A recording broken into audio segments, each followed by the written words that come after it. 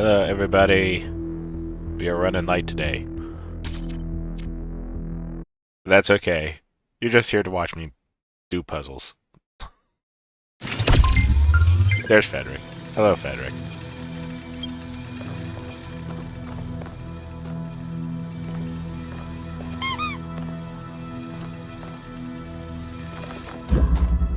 Making sure I remember what I was doing. I have to cross the threshold again.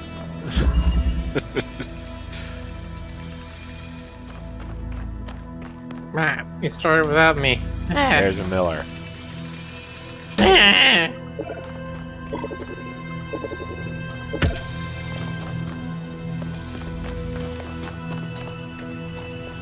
Looking around trying to remember what I was doing last time. Okay.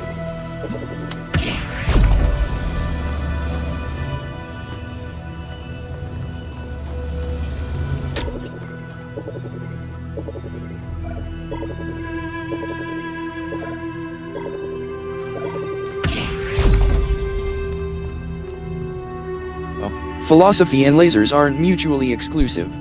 One of Kent's writings on the moral imperative to solve laser puzzles.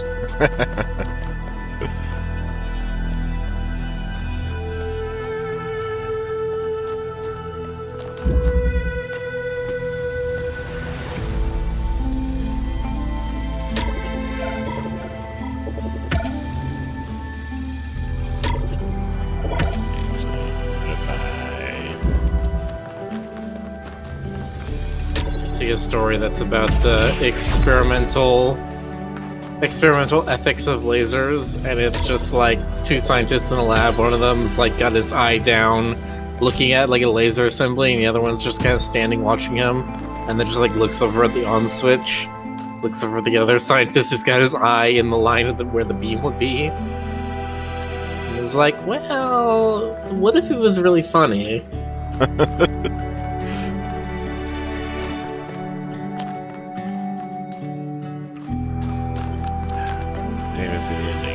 Up there. So I need to get one of those things over here to activate the fan.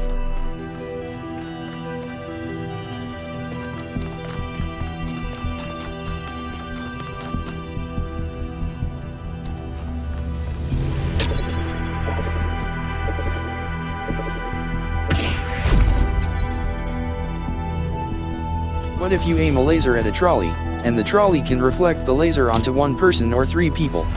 Which would you choose? See, I would spin the trolley really fast in place so the laser goes around in a circle and chops everyone in half.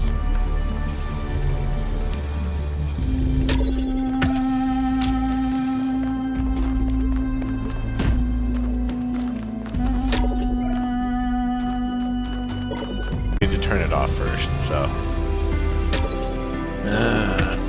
it's part of the problem here.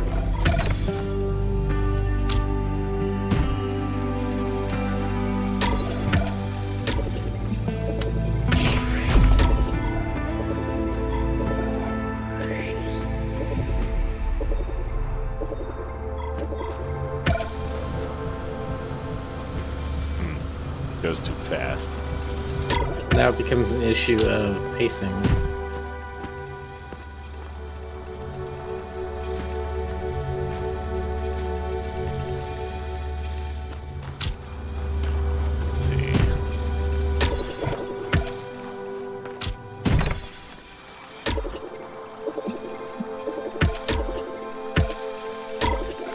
Put this over here for a second. Then...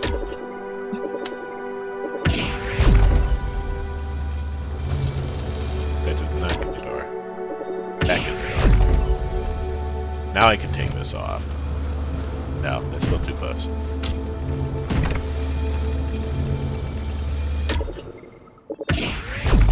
Okay.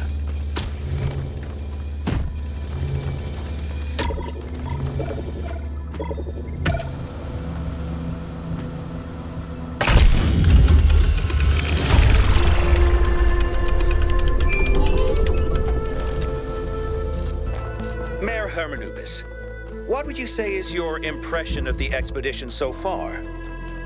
I think Alcatraz has done a heck of a job under these very trying circumstances. What about the decision to free Prometheus? Freeing the Prometheus entity was a calculated risk.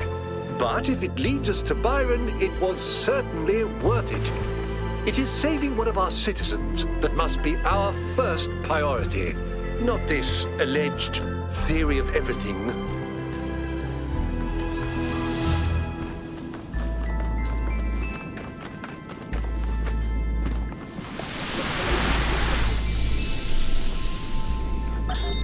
All right, she's booting up. Almost there. Hello.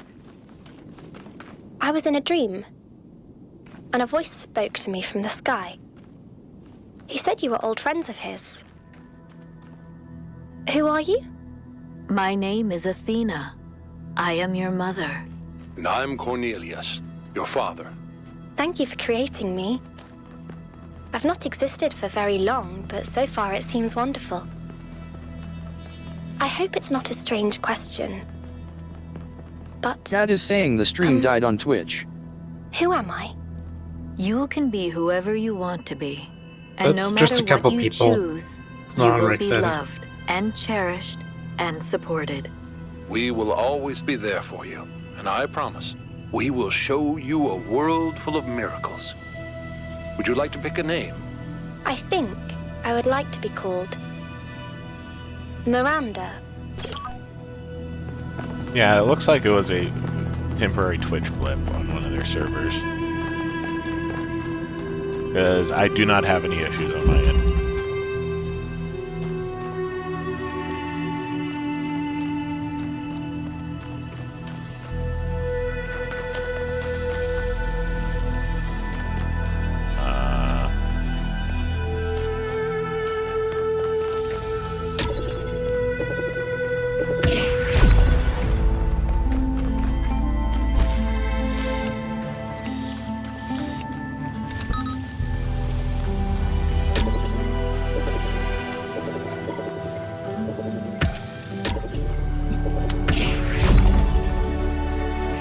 So I need to activate this fan.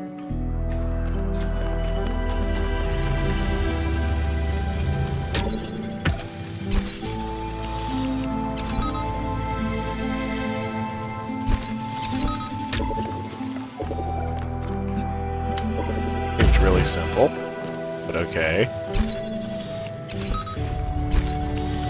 Oh wait, I need to open this first. Okay. Fan through the other side.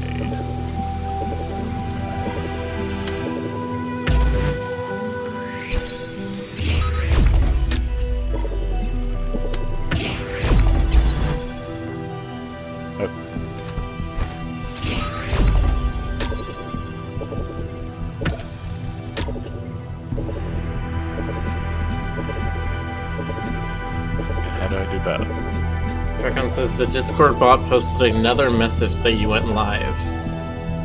See, Yeah, that makes I think- it feel like it's Twitch. Yeah, Rick hasn't dropped the call. I haven't seen any stuttering in Discord. He hasn't dropped frames. Henceforth, it's a Discord thing. Or it's a Twitch thing, but...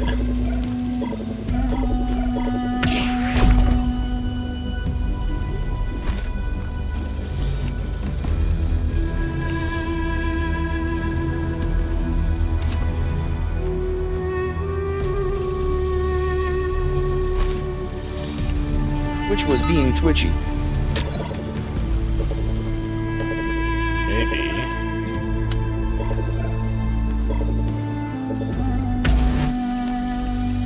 What? If I could actually see that.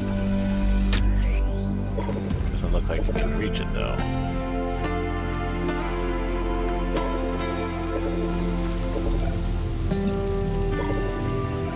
Why does the music sound a lot louder than it was before?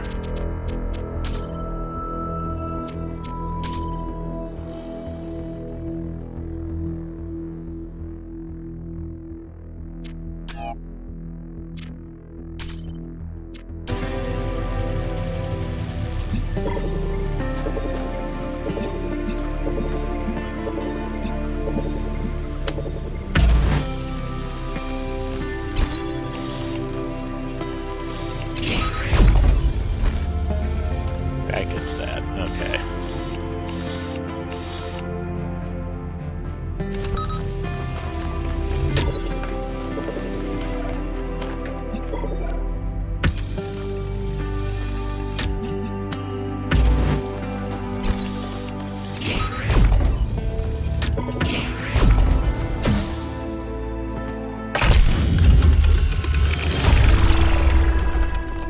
An excellent solution.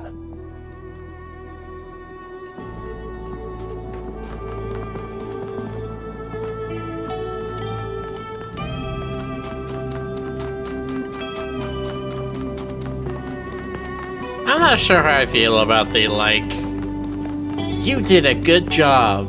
Just, like, very vacuous affirmations.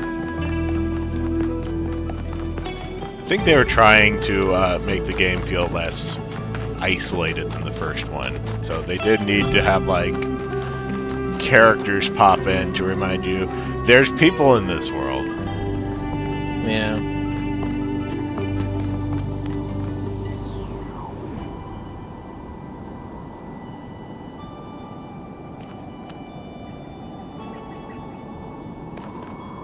There's frogs in this world, therefore there's people. Yes, where one is, the other follows.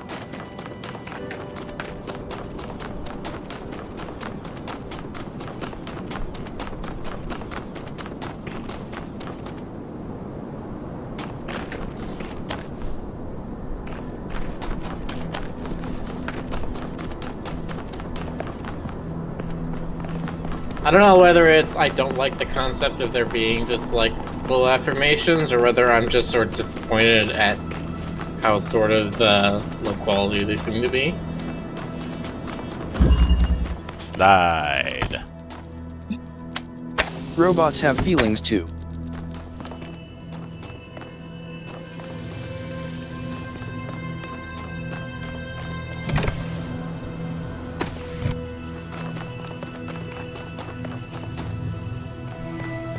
Okay, so I need This to one get, was a bit tough for me.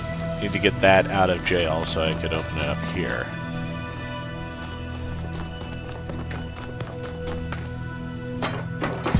Time to first break into jail.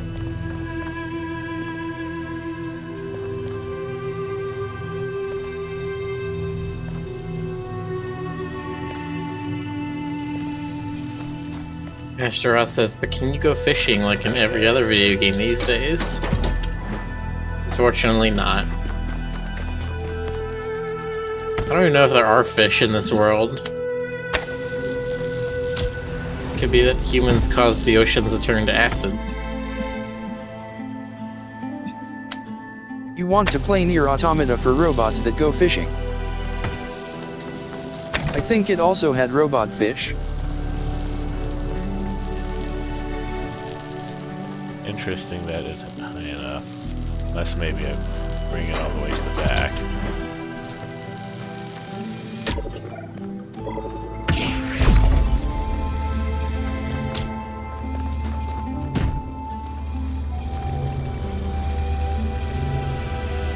So, okay, now can you move this radiator towards the fan and then open the gate from somewhere else? Yeah, that was the easy part.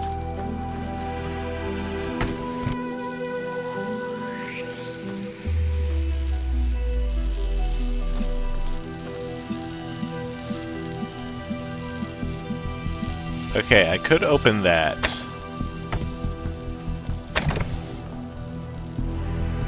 Could open the door to bring this through, maybe. That doesn't seem like it would work. At least not for very long.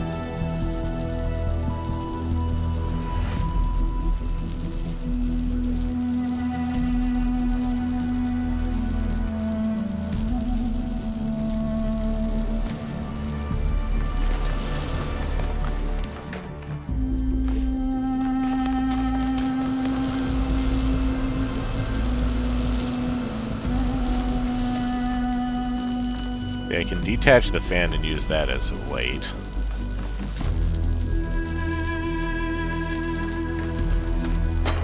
What else I can do from this side?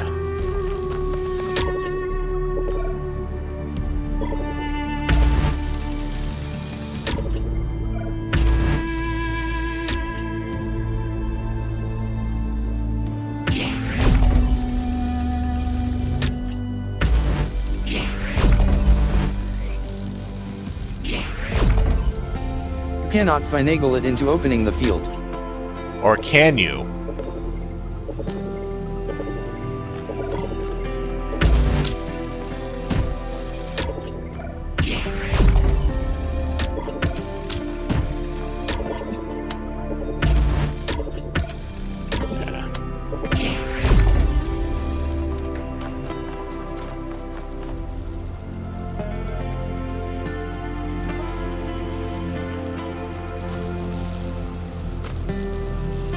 Okay, now how do you get it out? Bedrick, you don't need to walk me through this. Get it out very carefully.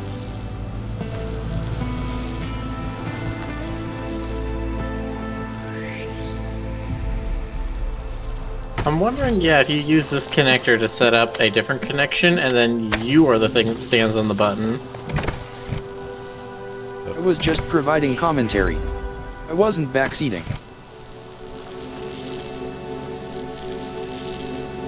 Okay, so yeah, now you can remove this one.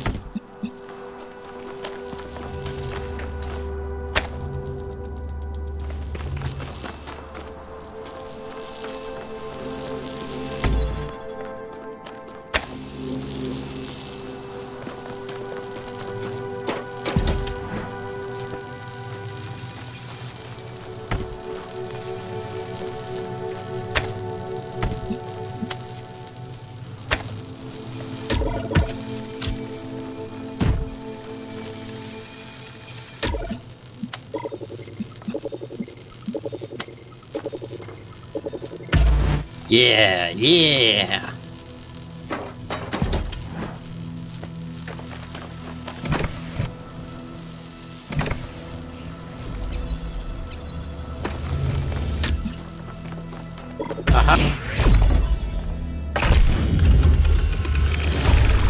Nice.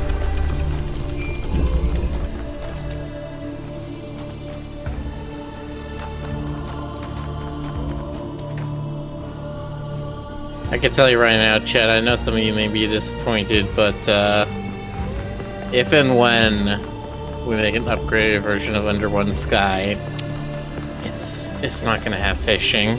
I know, I'm sorry. Look, to make it up to you, we will try to make sure there is a point at which you pet the cat. I don't know, maybe we could add fishing.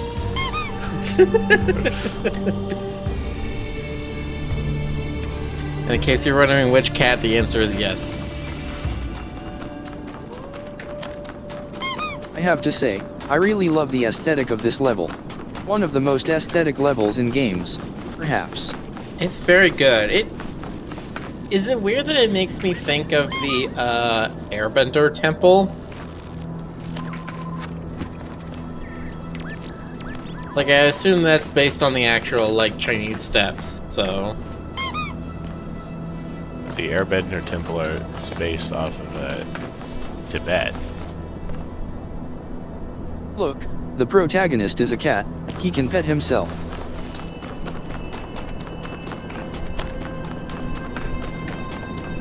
Don't do that, then he'd be like those dog knights from Undertale. They realize they can pet themselves and then they never do anything else. The New Theology. From The New Theology by George Bernard Shaw. When you are asked, where is God, who is God, stand up and say, I am God and here is God, not as yet completed but still advancing toward completion. Just in so much as I am working for the purpose of the universe, working for the good of the whole of society and the whole world, instead of merely looking after my personal ends. In that way, we get rid of the old contradiction. We begin to perceive that the evil of the world is a thing that will finally be evolved out of the world, that was not brought into the world by malice and cruelty, but by an entirely benevolent designer that had not as yet discovered how to carry out its benevolent intention. In that way, I think we may turn towards the future with a greater hope. My brother Eustathius told me that he thought this passage was beautiful, but also diminished the connection to the sublime when he felt he was simply looking at the world itself. What do you think? I agree with Shaw's sentiment, but I don't know if the miracle of existence, the beauty of creation, is exactly the same as the human sublime, if that makes sense. I don't want to look at the universe and see myself reflected, even a future me. Okay, another attempt at explaining. The beauty of the universe and the beauty of what we can accomplish within it are two related but separate things, and the separation matters. Sorry, I'm not sure how to express this any better. Hypatia's Journal number 12. From Hypatia's Journals, Volume 1, The Founding of New Jerusalem. Day 1012. I am now cohabiting with Shorabi. This is by choice, not necessity. It's strange but pleasant to find your life so enmeshed with that of another person. What we both came to realize is that together we are more than the sum of our parts, something that emerges from our interactions as wholly transcendent, unique, and necessary. I had observed this before between Athena and Cornelius, but experiencing it yourself is quite the revelation. We did have that, and it was beautiful. I should have treasured it more.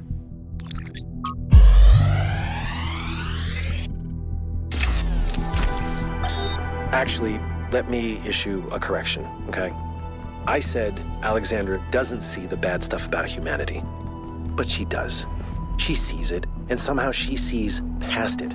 She doesn't ignore it. She can just see one step farther. Like, there's this mountain of garbage ahead of us, right? And that's all most of us will ever see. And she somehow sees beyond to, I don't know, the promised land? I don't do metaphors, or similes, or whatever this is. I mean, you don't care. I'm dead, and you're a robot. But her ability to look reality in the eye, to see all the bad stuff out there and still have hope, I mean, it's amazing. I mean, I think that's why you know what? Let's not go there. There's still so much work, and Chernyshevsky doesn't have much time left. Well, I mean, who does these days?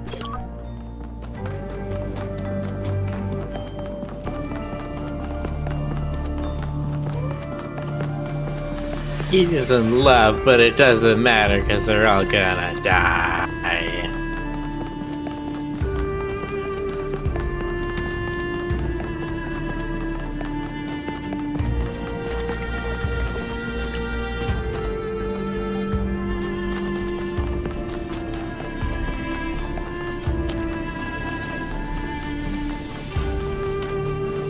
Pointing towards number 8. Here's another thing.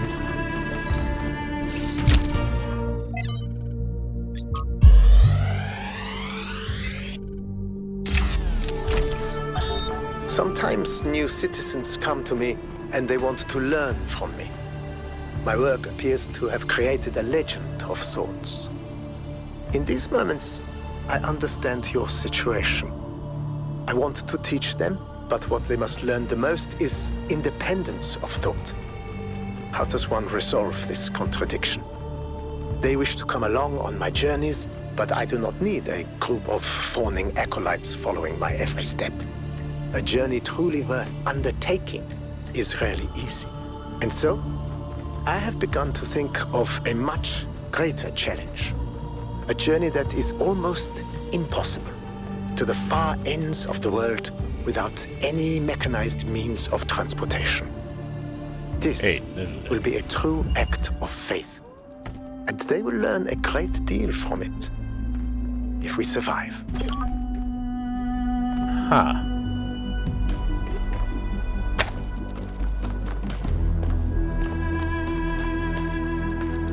These audio logs have been getting concerning.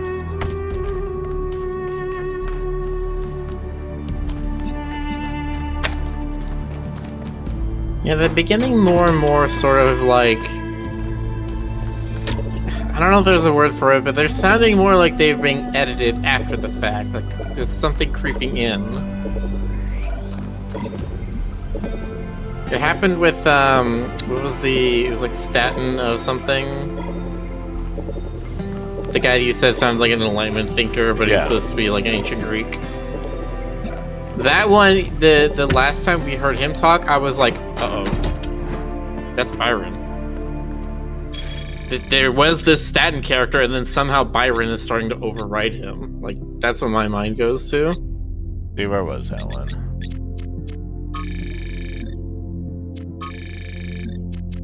This is the audio logs.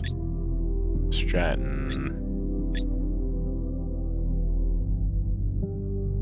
Stratton 7. The world we see around us may not always be as it appears. Some philosophers have said that we are surrounded by nothingness, merely because air is not visible to the eye. And yet one needs only to observe the wind in the trees, or to plunge one's hand into the clear waters of the Aegean, to see that air has material substance. The same applies to many other forces that shape our lives. That they seem invisible does not mean that they are absent. It only means we have not yet learned how to observe them. And yet, lately I have struggled to understand what I am seeing. This strange, insubstantial island. These machine men. This woman with a fierce voice like an Amazon. Who are they? How did I get here? I'm not sure that this is supposed to be the literal Stratton, but maybe some kind of recreation of him. Yeah, there's something where he obviously has some kind of presence in the world.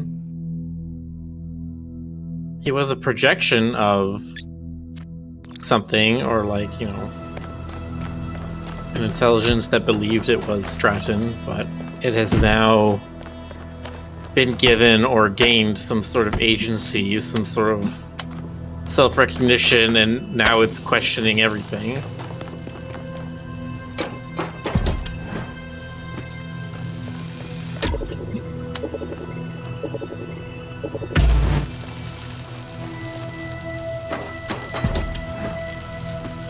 Well, Stratton never existed in our world, so maybe there's hints that he also actually never existed in the game's history. I don't think they're gonna go that far.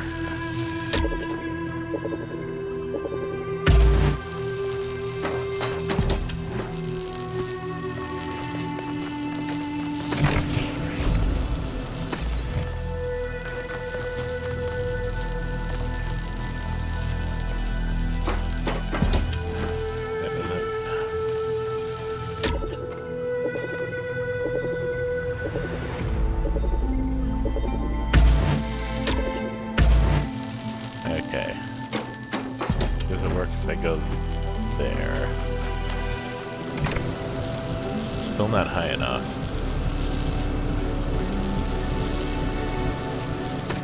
But I should be able to open the other gate, shouldn't I? There's a box behind it.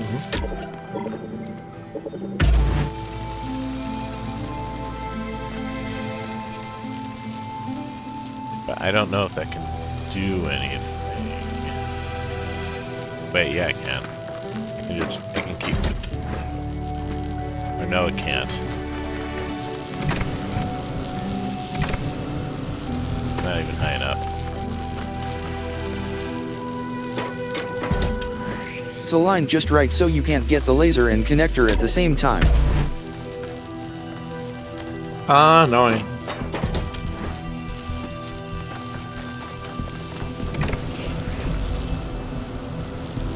It does open it up, but I don't have anything to keep that up.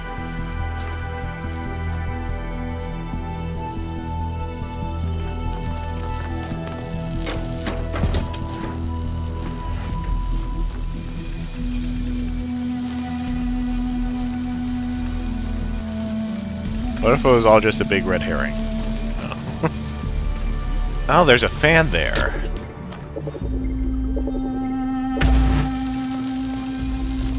There we go.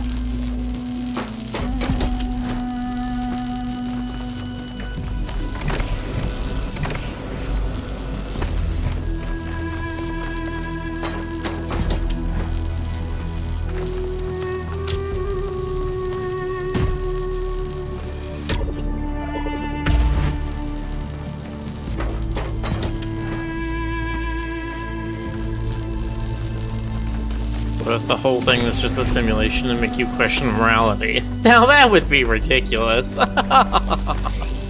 Who would make a situation like that? Who would make a video game like that? That sounds wild.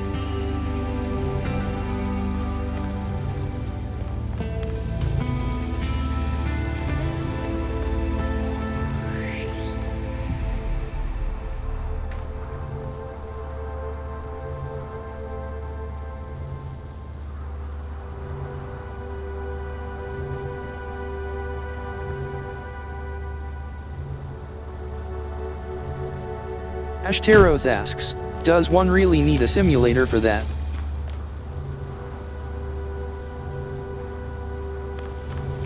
I would say so, because I feel like not enough real people consider morality. They just kind of do whatever they feel what like. What do you think Escape Simulator for?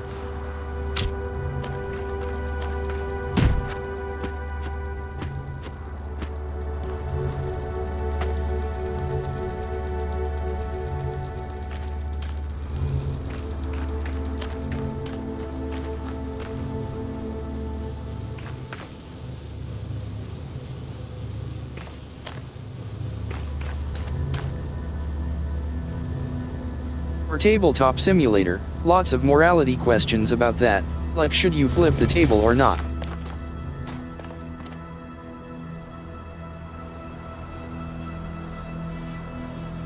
I got everything inside, now what? Let's see. I guess if I took both boxes out.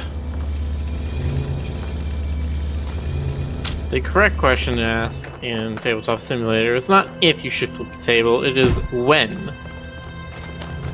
Maximizing the moment of the flip is the most important play you can make in the game. Yeah, that makes sense. Okay.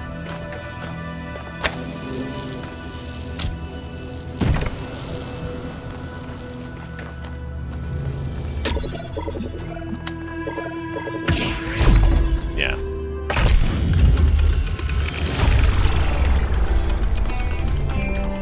Just stand there for like 5 minutes and think about the first thing that I thought of when I saw the puzzle.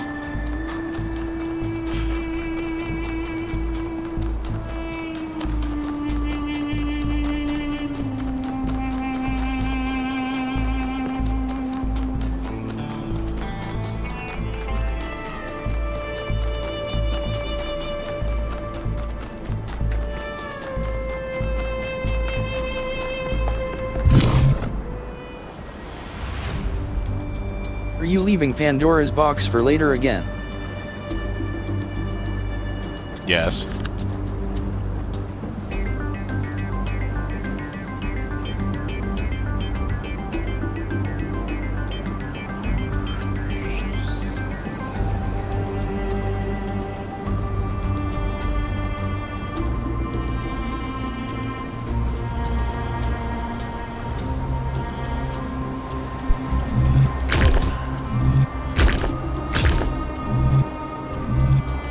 They have all of these in weird positions, okay?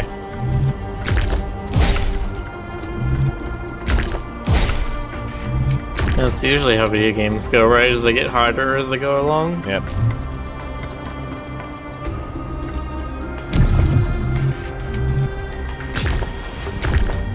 Ashley says they wish to simulate eating tacos. I think that's called going to Taco Bell. Oh yeah, Taco Bell is definitely a simulation of a taco.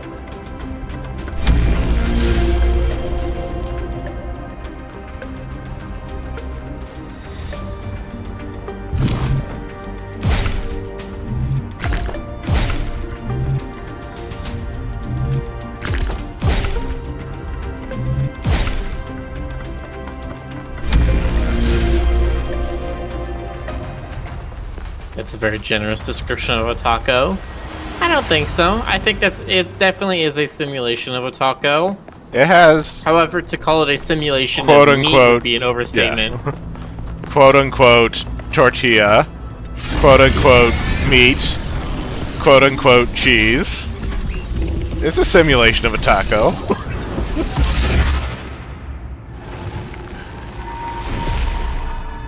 A long time ago, the Sphinx asked you about my story. You responded in jest, because it is easy to be cynical. But you were wrong. There is hope in this world, even for cynics. But it is not in the flame or in these towers. It lives in the hills and the forests, in the rivers and the seas. You were given a world full of hope, creature of clay. It is yours to protect.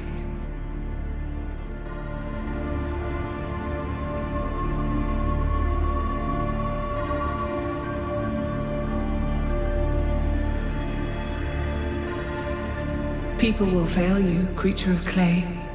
When the time comes, they will abandon you. Heed my words.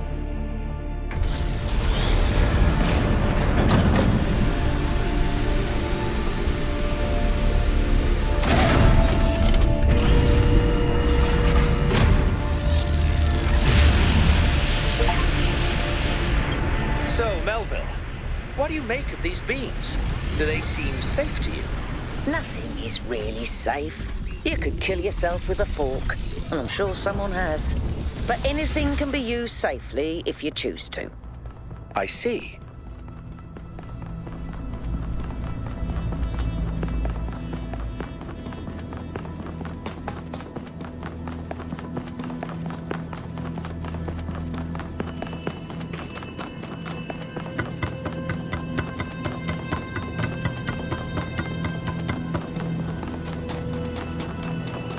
The strangest thing to me is that they have Taco Bell in Mexico. It's like having Domino's or Pizza Hut in Italy, which by the way those also did, before closing permanently after a few months. I'm pretty sure that Taco Bell closed in Mexico.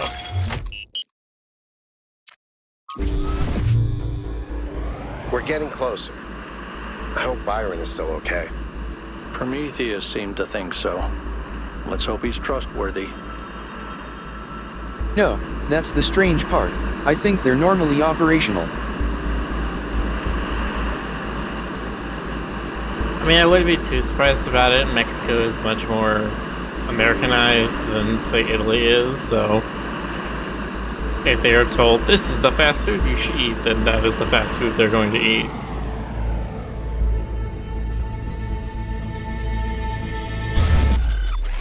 Especially Mexico. You think the US has like a diabetes problem? Oof.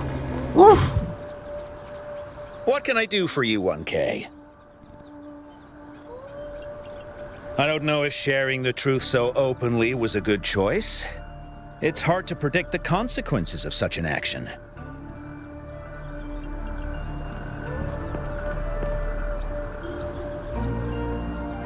I hope they're looking after the dam while I'm away.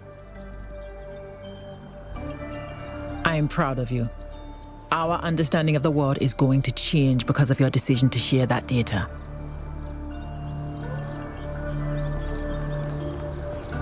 Another remarkable structure. But what can its purpose be? Actually, I can answer this one. In the files 1K downloaded, there's a design for a launch pad for space vehicles. This is about 90% identical. Is it functional? I don't think so, not if the inside is like the other towers. Wow. Imagine if it worked. Imagine if we could go up there. I mean, the stars, not the top of the tower. Although, that would be cool too. In this area there was one of those hand terminals, but it was unmarked on the compass. I assume that's not intentional. Probably not.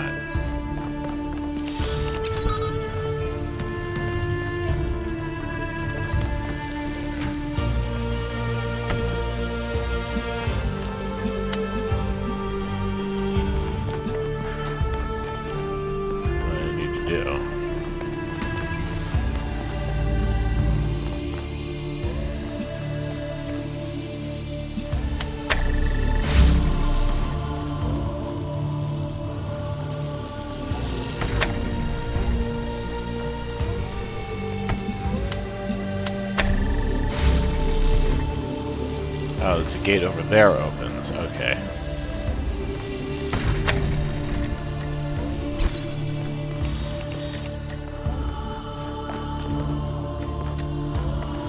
Well, that is pretty obvious.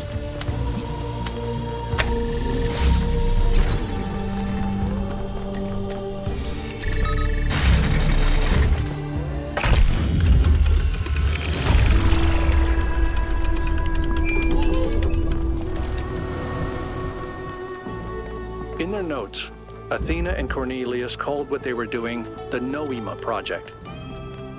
But in 1K's vision, they just called it the Machine.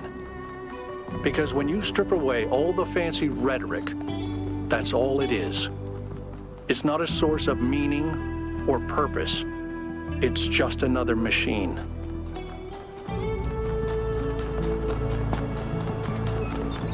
Does the machine have to have meaning or purpose? Can't it facilitate a meaning or purpose?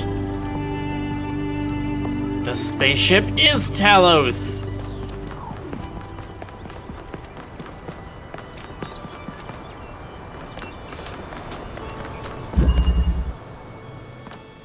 Chicken fight.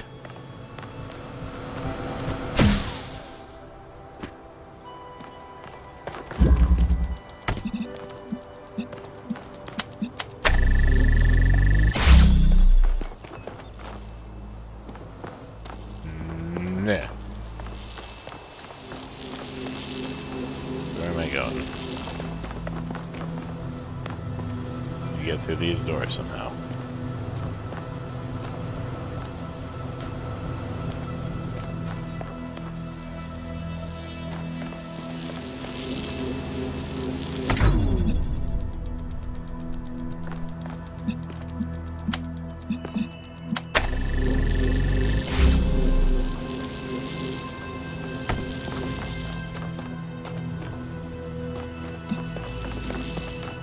Chat's all talking about Mexican or Italian food.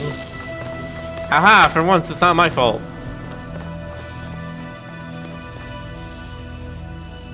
I don't think I've seen a new mechanic this time. Unless putting the fans on the walls is the mechanic for this place. When it's about food, it's almost all my fault.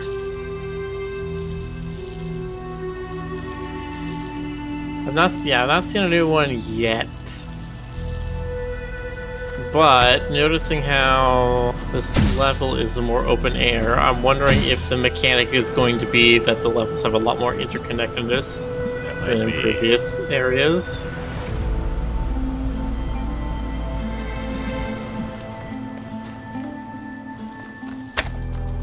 Because that feels like a thing that's been kind of missing out so far. I mean, some of the Athena puzzles have had that, but that's usually just treating the sort of I'm still in the middle of this area, but it's interesting because I think the puzzles here are all stripped down mechanically, like they're doing a version of the first game.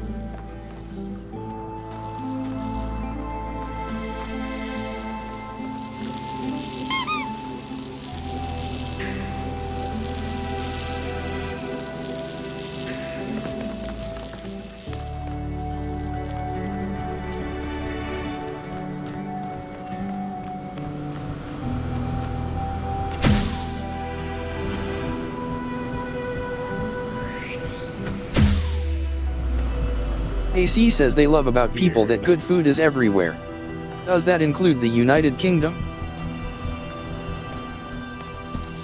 The United Kingdom has some good food, but same as everything else good about the UK, it's only when they've stolen it from other people. So there is good food in the UK. There's plenty of good food in the UK. The joke is that, like, regular people in the UK eat, like, beans on toast and say that's high-class cuisine. I mean, a shepherd's pie is very good. Curry is very good.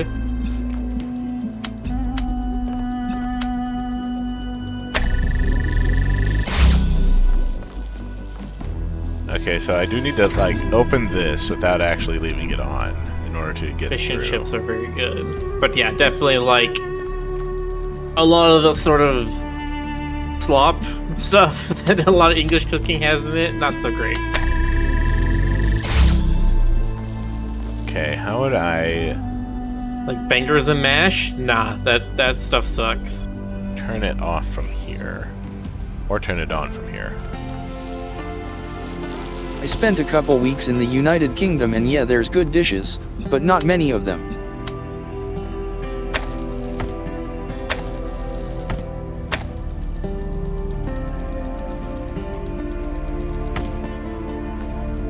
Also, they do unspeakable things to their vegetable dishes.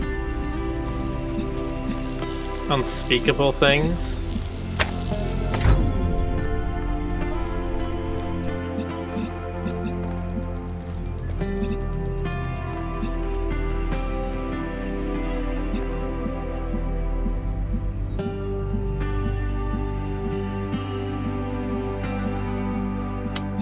Imagine the most overboiled, unseasoned dish of peas, for example.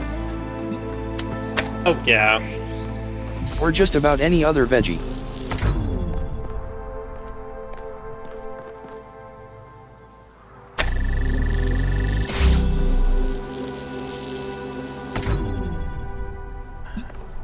This is really weird.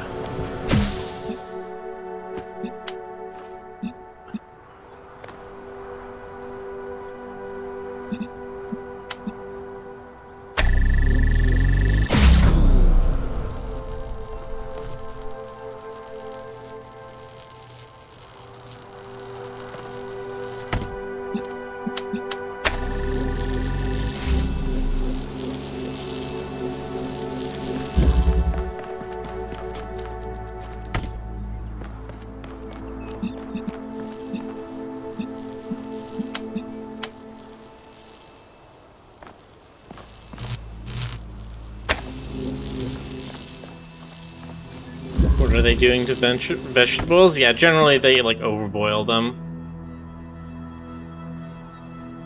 There's a difference between fall apart tender and just falling apart. Thought I could run the entire way. Okay, it's not gonna work.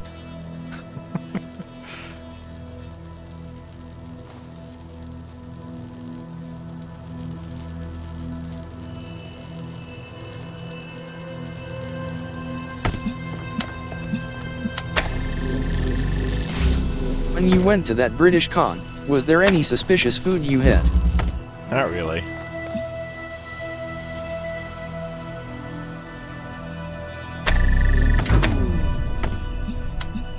Is there anything you particularly remember that was good about it?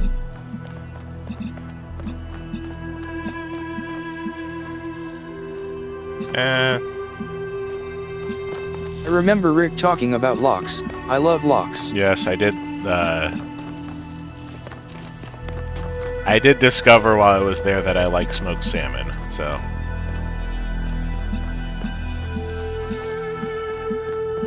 Feels weird to say that you like smoked salmon. It feels like just a universal truth of the universe that smoked salmon is good. I guess it's physically possible some people might not like it, but it's just so Too bad strange. It's horribly expensive nowadays. Yeah.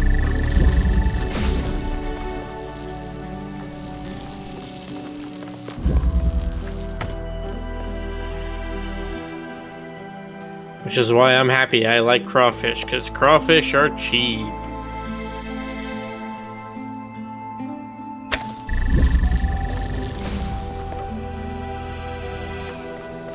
It sure seems like I'd be able to do that.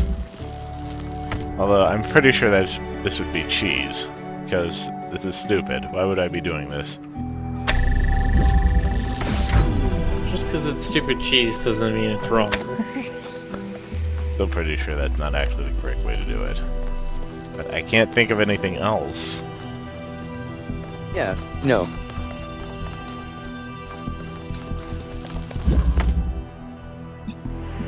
Yeah, no, he says. What about no yeah? Yeah, what about?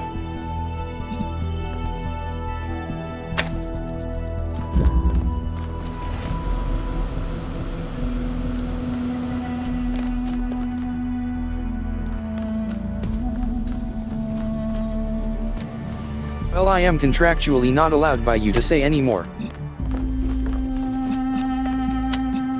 Contract gets signed.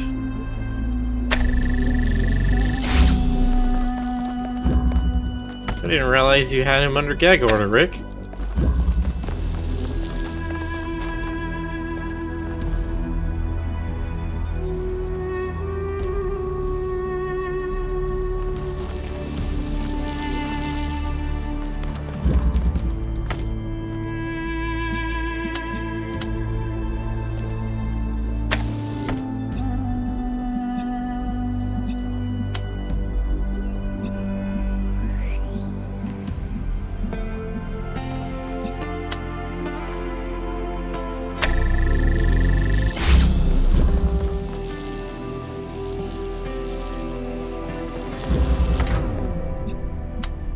Just say this one was pretty out of the box and fun.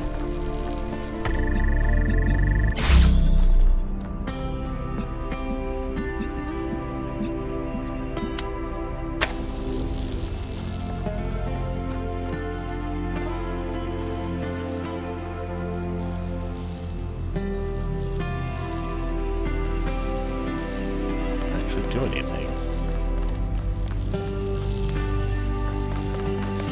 Except, if I do it the other way, since that's inside now.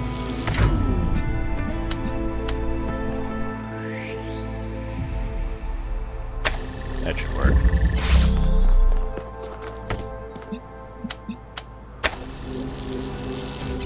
There we go.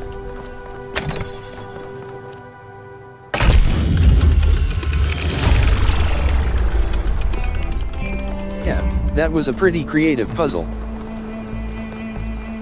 I liked it. It was, how you say, inspired.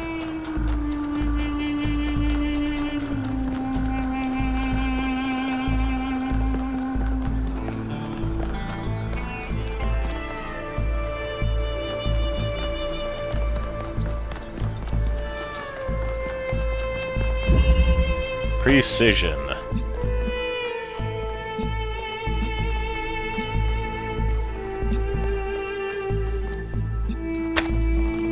They have another wall fan here. I'm pretty sure the theme is wall fans.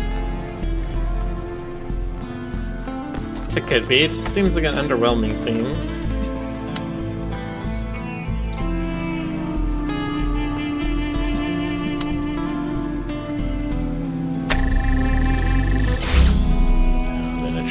Again, I think the theme is being more like the first game.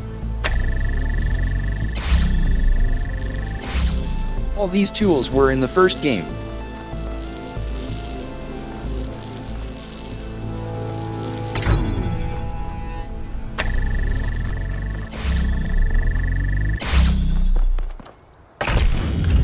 So if these are more similar to the things in the first game, is the idea here that these are the puzzles Athena made like right after they escaped the simulation?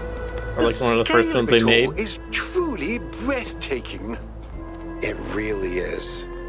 But is it a human scale? Or is it so enormous that it can only alienate us? Humans have always been happiest in small Igthi Drago asks if he may snuggle the Roo and bird. Paranoia, What about me, Roo? isolationism and peasant mentality.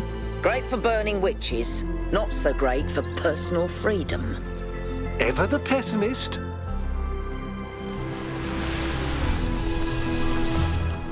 Yeah, what about In the... the simulation, I found myself thinking how hard it must have been for Alexandra to die without knowing if her sacrifices were worth it. It seemed like a tragic end to an inspiring, meaningful life. But now I realize her whole life must have been a struggle.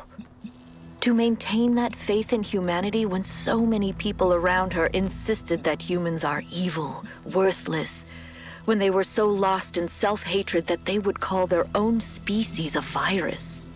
How did she do it? How did she maintain her faith when they were so determined to hate themselves? So determined to reject every solution, every analysis, every step towards controlling the forces that were causing their problems, when they rejected even the concept of progress itself, and then patted themselves on the back for it as if that was original. When I look at the archives now, all I can see is that their leaders were short-sighted idiots and their intellectuals were unimaginative cowards. All they could offer people was a downward trend. Fewer rights, fewer freedoms, fewer resources for anything that mattered. They must have hated Alexandra and everything she stood for. So how did she have so much faith?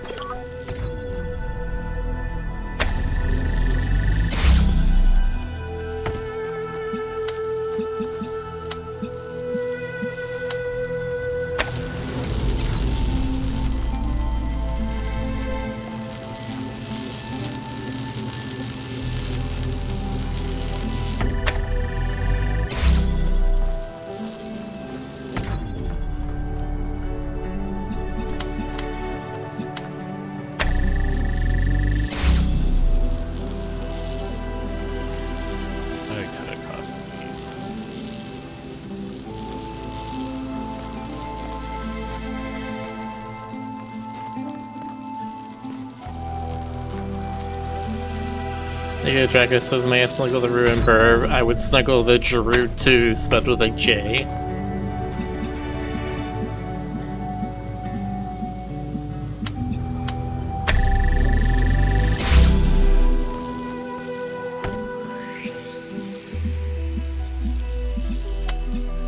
assume that's supposed to be Garou. But it pronounces it Giroux in the audiobook, so maybe that's why he knows it. That's true.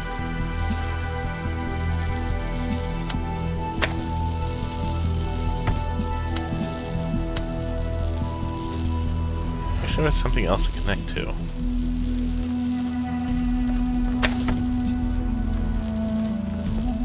Maybe. Get a blue right here.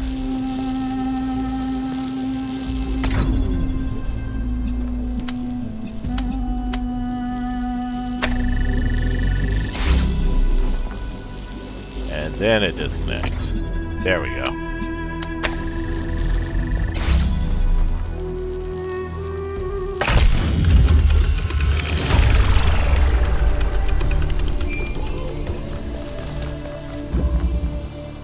Hey, 1K. I wanted to take a moment to talk to you. I know we're all worried about Byron, especially Al, and I don't want to minimize what happened. But now that the mayor's here, I'm afraid they're going to take this and turn it into a reason to bury their head in the sand. Yes, Byron was rash.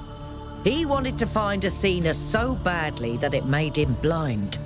But the thing is, he was right. He was completely and utterly right about what this technology could mean to us. I didn't see it at first, but now it couldn't be more clear to me. The theory of everything is the future, and if we reject it, we're condemning ourselves to a slow death.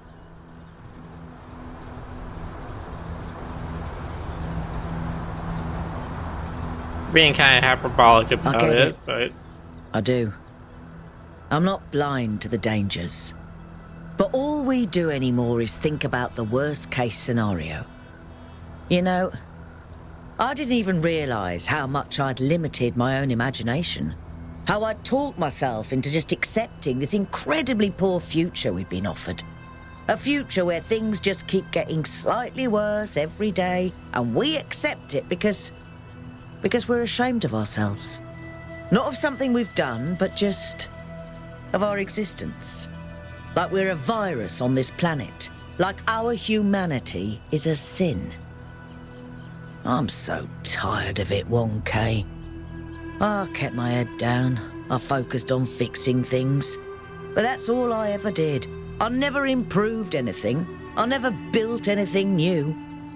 And when I imagine going on like this for thousands of years, that's a fate worse than death. It really is. We either live and grow and expand boldly and proudly, or we might as well switch ourselves off. We better, because I don't think I can handle the alternative.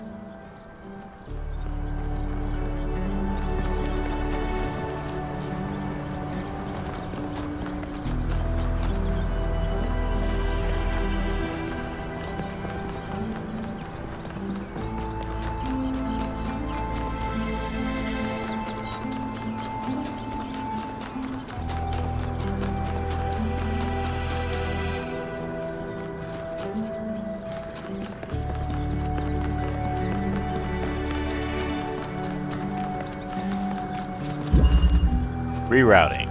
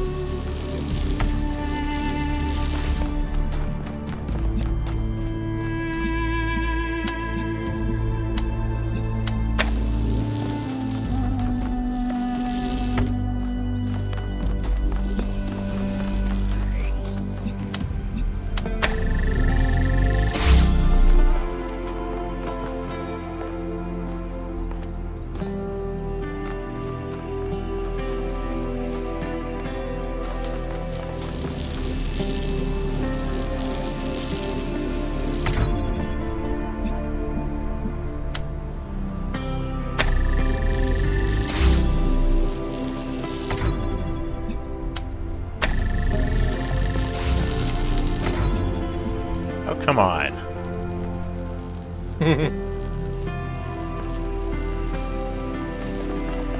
No. You have to start all over.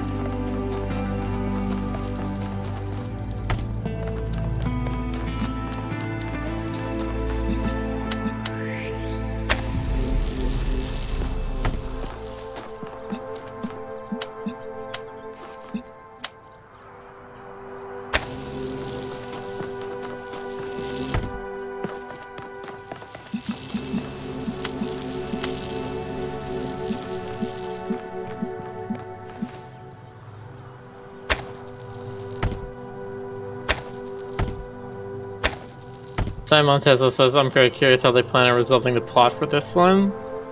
I'm a little worried that it's going to come down to the Mass Effect Choose Your Own coloring book, where they're going to be like, hey, do you use the...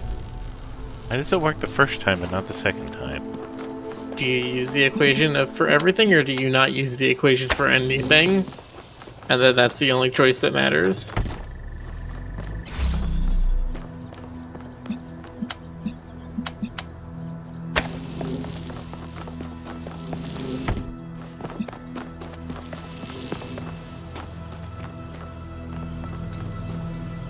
I don't know if I truly believe that's where it's going to go. That's just more like... My mind immediately goes to, what's the worst thing they could do?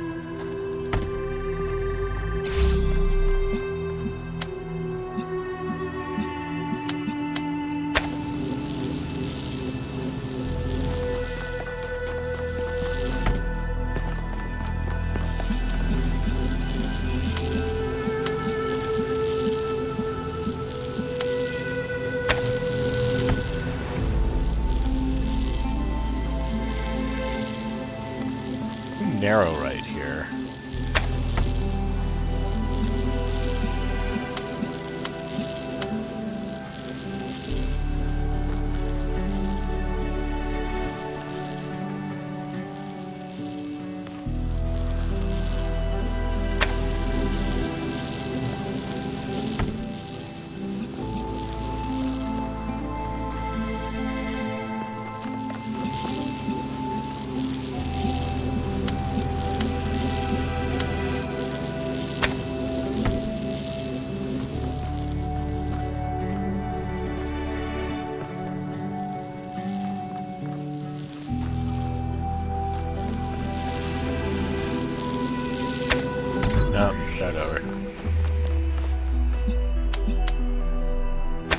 No, do it again.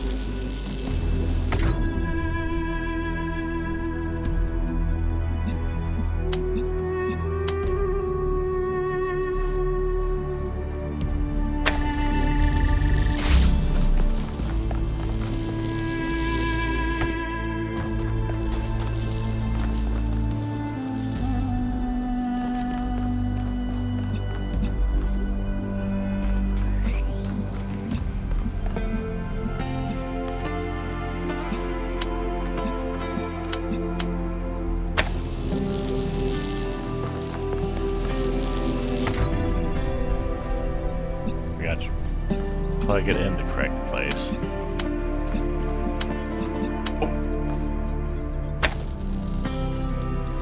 Oh, need to start over.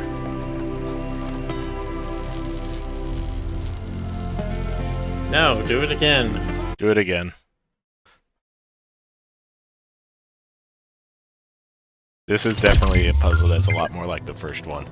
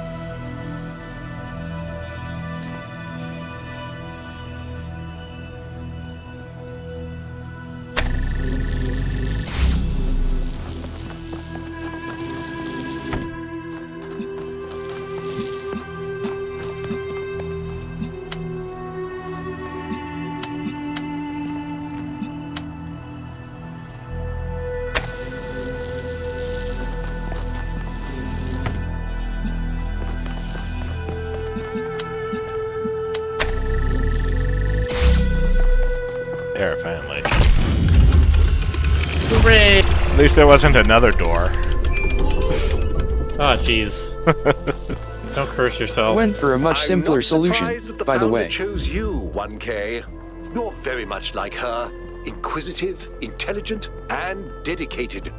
But remember, intelligence by itself has little value unless it is ethically applied.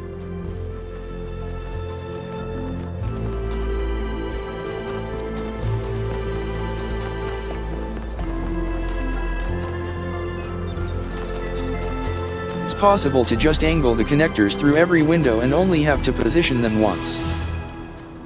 Yeah, I don't believe you.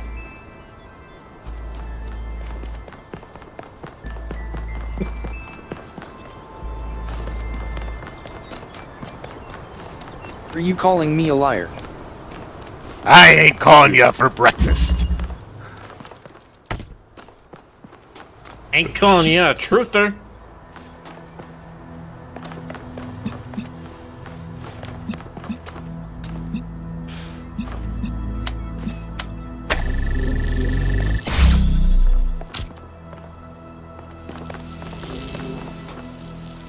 Okay, for this one I have no idea what the correct solution is. It's incredibly easy to cheese instead. So I did that. Yeah, you say that as if cheesing it isn't a valid solution.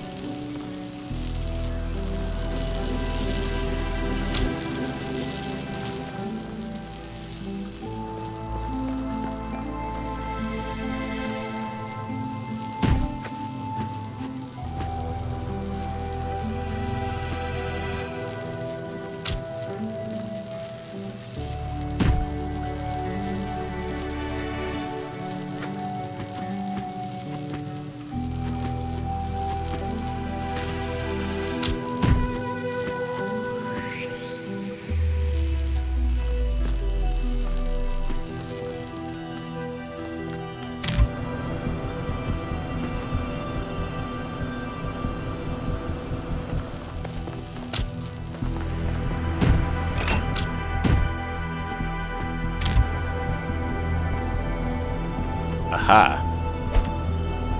Yeah. A platform. With this, you can now form plats. Wait. You can also just jump on the walls from there, really easily.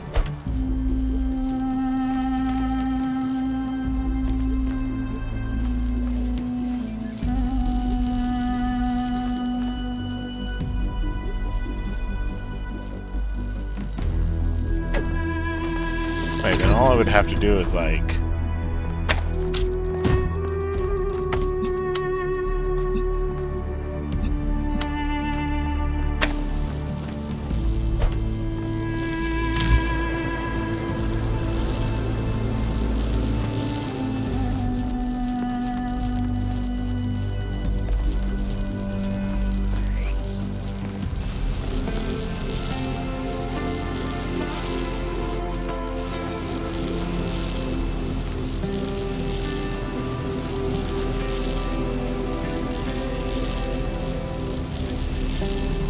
Wait, I can do it with both of them. Okay.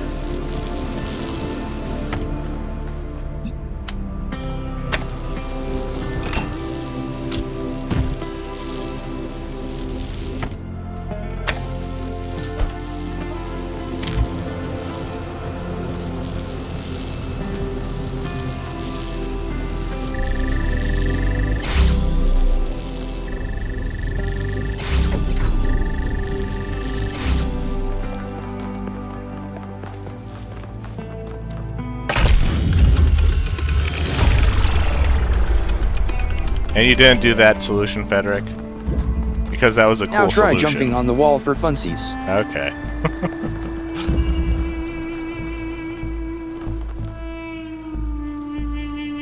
Wait, it's just gonna be open because it's solved.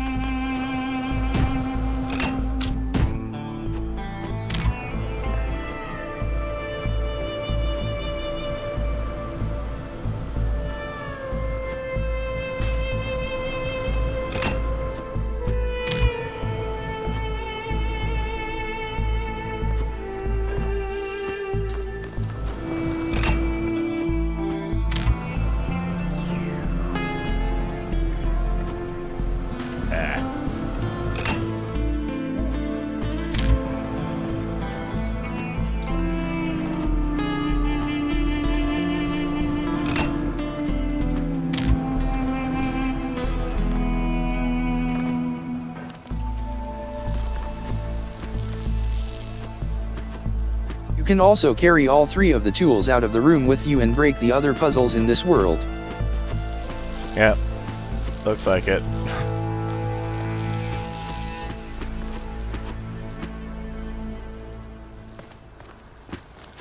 Which I'm gonna totally do on a second playthrough.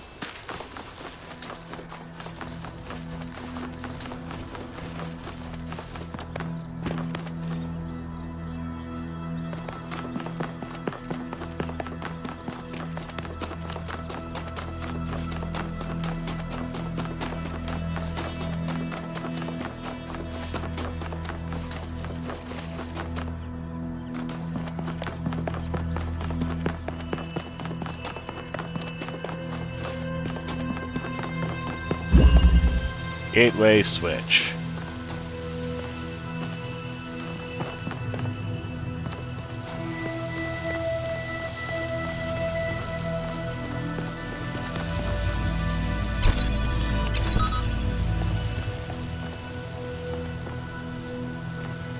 Wait.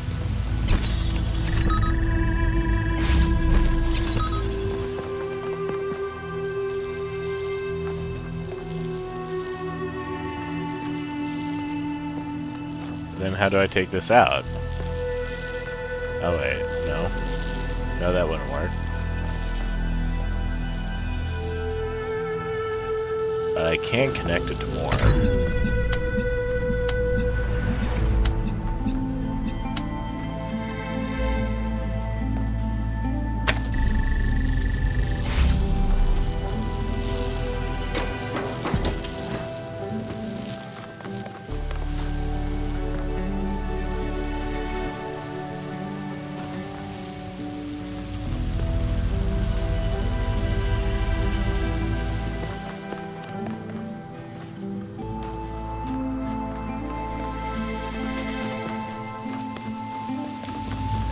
think I need to break the jammer out first.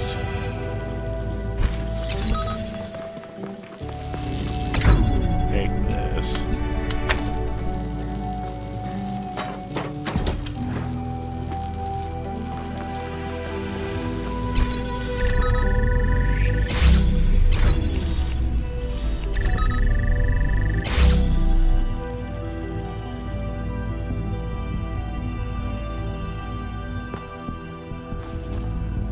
I need to break them both out.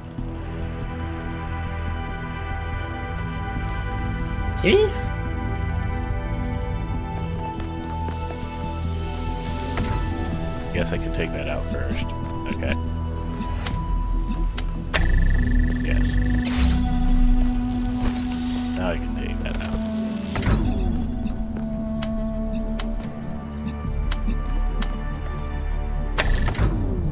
Actually, does that matter? Matters for that one.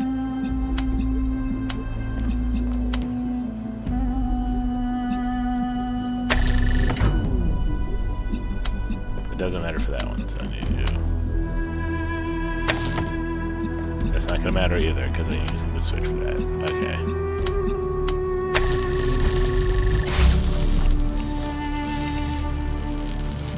Let me block off the red one. If I move it over here...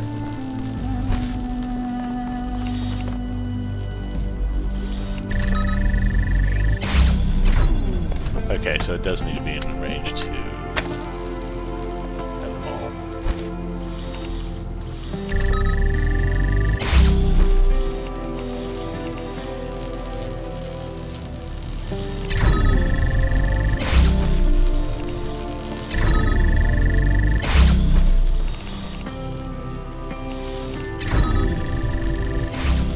Oh, wait. There we go.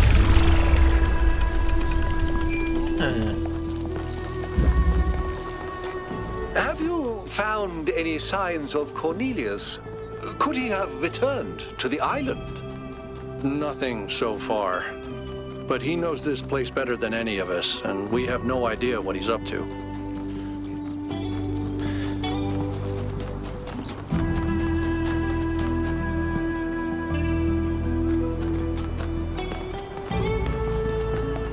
He's too busy Wizard of Oddsing the different gods on this island. Photon sail.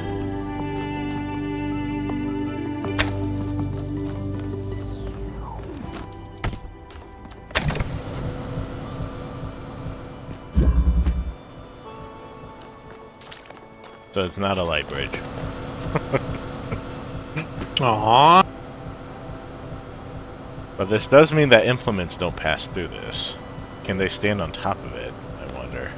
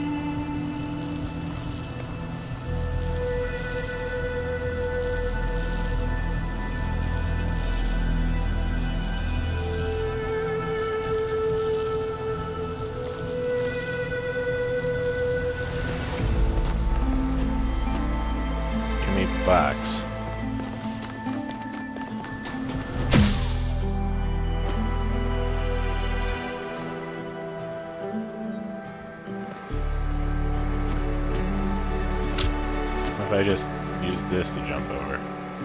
Meh. Meh. He really doesn't want me to jump on top of it. Can't drop here. I mean, can't jump here. Literally not allowed to jump while I'm on top of this thing. It's annoying.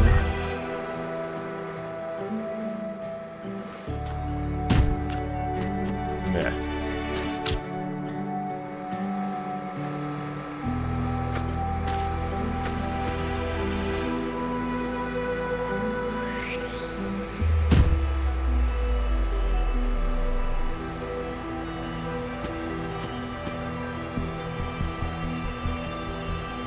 Literally not allowing me to do that either.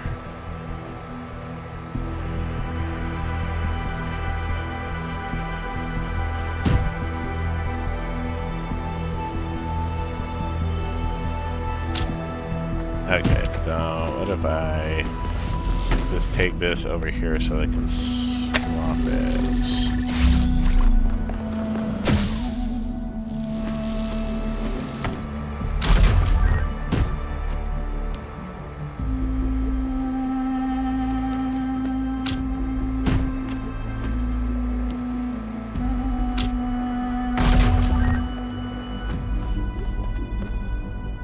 I don't even know if that's going to do anything.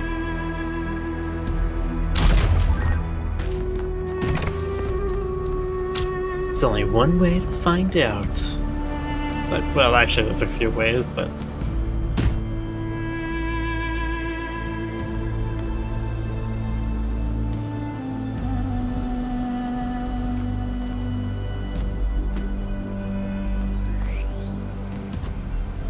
I need both of them.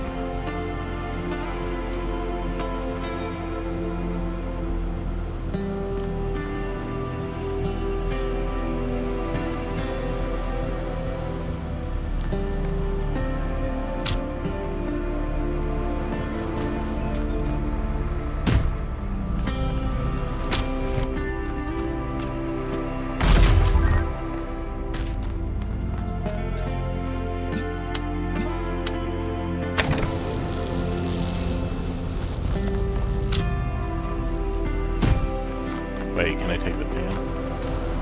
Yes, I can.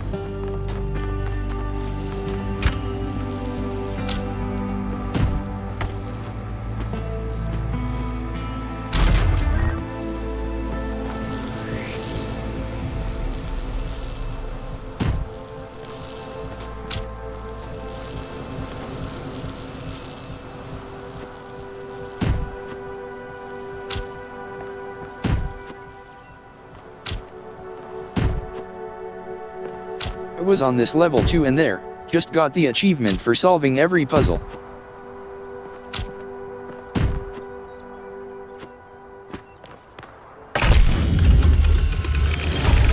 Have you solved every puzzle? That was extremely convoluted. There's 2 bonus puzzles. Every regular puzzle. Every regular puzzle is different from every puzzle.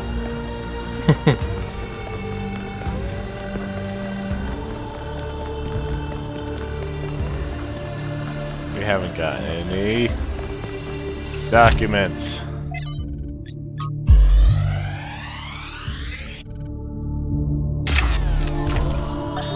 In my reports to you, I have often spoken about this island in terms that some might perceive as negative.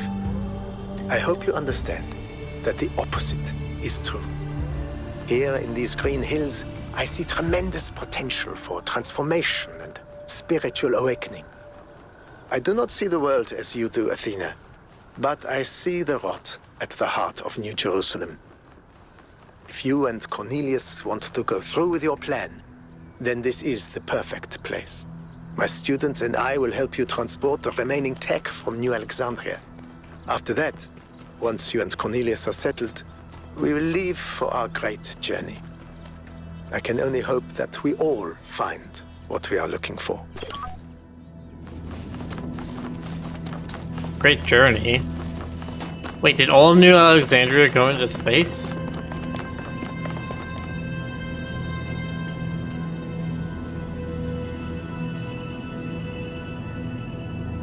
Did they say that New Alexandria was destroyed when it just lifted off into space? The words I thought I remember were it was abandoned, or they found it empty. Is there even a future? Looks like a lot of people are getting excited about how things are going to change, but all I can see is another repetition of the same mistakes. Ecocide, hubris, self-destruction. Why would anything be different this time?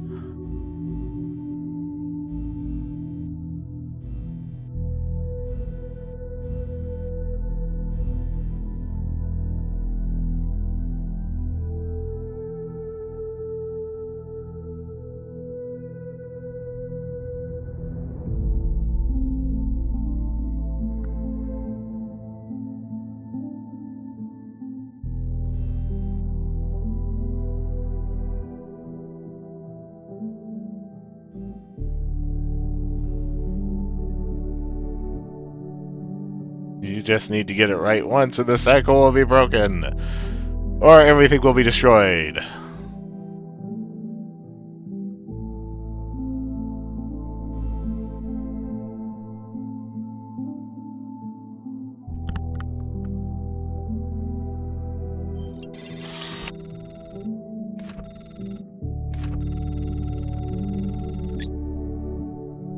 Byron once told me that hope is something you only find once you start acting instead of only contemplating. Maybe if you just make a start, you'll feel better. I've been around a long time. If I'd been born a bit earlier, I'd be a first companion. So I've seen the ups and downs of this city, although in recent years I've kept to myself. Now I'd like to pose a question. I don't have an answer in mind, I just really like to hear what everyone thinks. I have no doubt that Athena's theory of everything would change our lives, but do you think that perhaps we're better off not knowing? That perhaps having all the answers would just make the universe boring? The ancient writers showed that knowledge can lead to cynicism. We must maintain the sense of wonder of a child. The theory of everything would be the end of our journey. It would only be the next step. It would equip us to ask the next set of questions, to explore new possibilities, and to discover and create new wonders. To believe that the universe can be understood or described in objective terms is pure scientism. Nothing exists. Even if something exists, nothing can really be known about it, and even if something can be known about it, information about it can't be communicated. And even if it could be communicated, it would not be understood. The truth is harsh. It's possible that the theory of everything would reveal facts that we'd find hard to deal with, but that doesn't mean we should not confront those facts and our own ethical responsibilities. Who would agree with Belmarsh?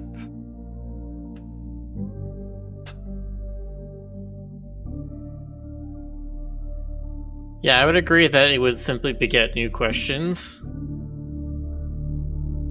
There is absolutely no possibility that humanity would have these kinds of answers and then just be like, yep, that's it, done. I mean, no more to they think about. explain it earlier. It's just that knowing the how is not the same thing as knowing the why.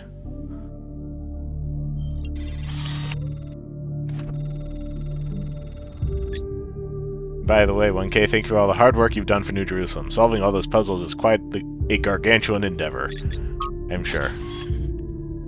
So, Lithosphere and his students helped Athena and Cornelius execute their plan. Another fascinating discovery, courtesy of 1K. Many of the events in our city's history that seem disconnected turn out to be part of a bigger pattern. There's something to be learned from that. This does answer some questions I had, like how Athena and Cornelius transported all that equipment from New Alexandria to the island. Disturbing, but good to know. Lithosphere was so cool. Half the time I have no idea what he's talking about in his recordings, but it's all just so interesting and weird. Good work, 1K.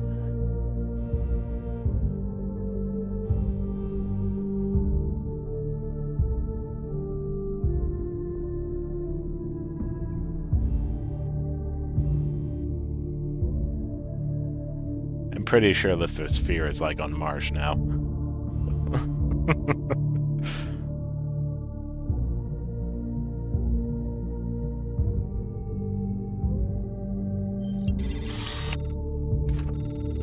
Yeah, excellent work. Not just finding Lithosphere's message, obviously, but everything else you've accomplished, too. You're solving puzzles. Yeah, puzzles, and with it, you understand the universe! And the universe is lasers!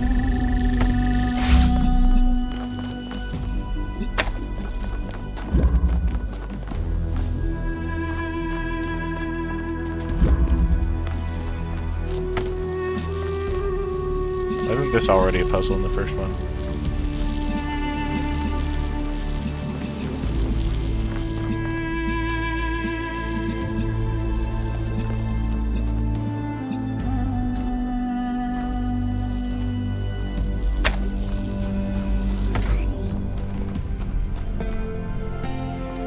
one is tricky.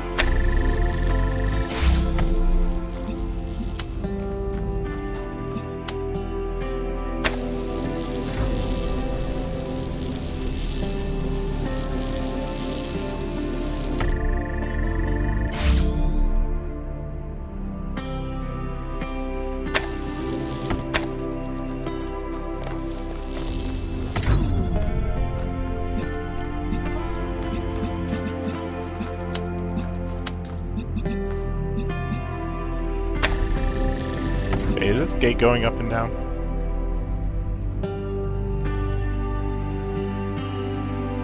It is.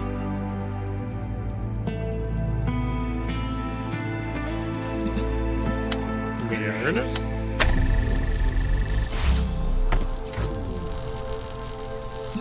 I'm used to the gates, slowly thrusting.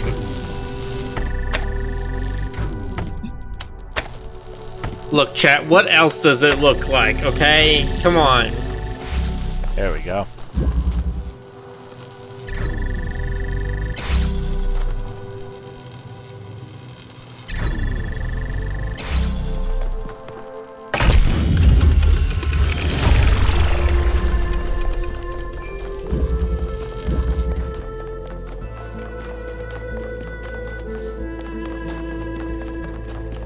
Says I'd like to know if light beams can interfere with each other like that. Yes. I believe they can, but usually it's not that they block each other in that way, it's more that they constructively or destructively interfere.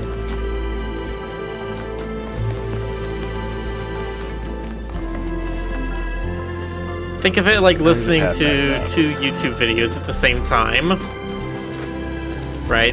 What you end up hearing is sort of a weird amalgamation of both of them.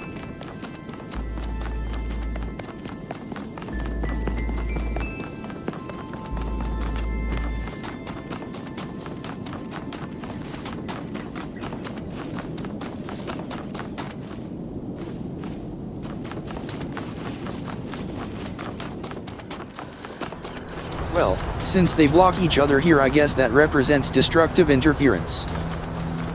That's not quite what that means, but... Nope, I understand optics now. Oh, jeez. The optics understander has entered. Optics understander has entered the chat. Be warned.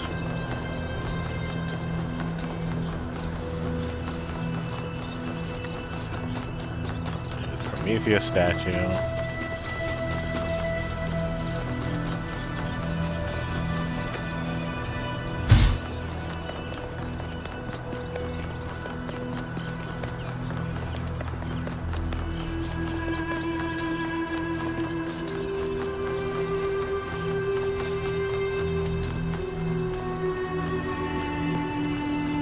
I think it's on the other side of this mountain.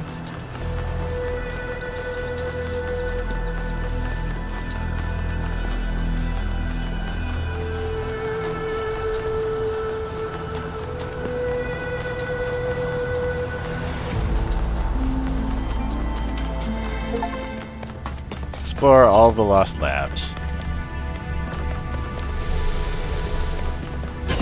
I was just wondering if I'd missed any. Well, there you go. Oh, there you go, Ricky.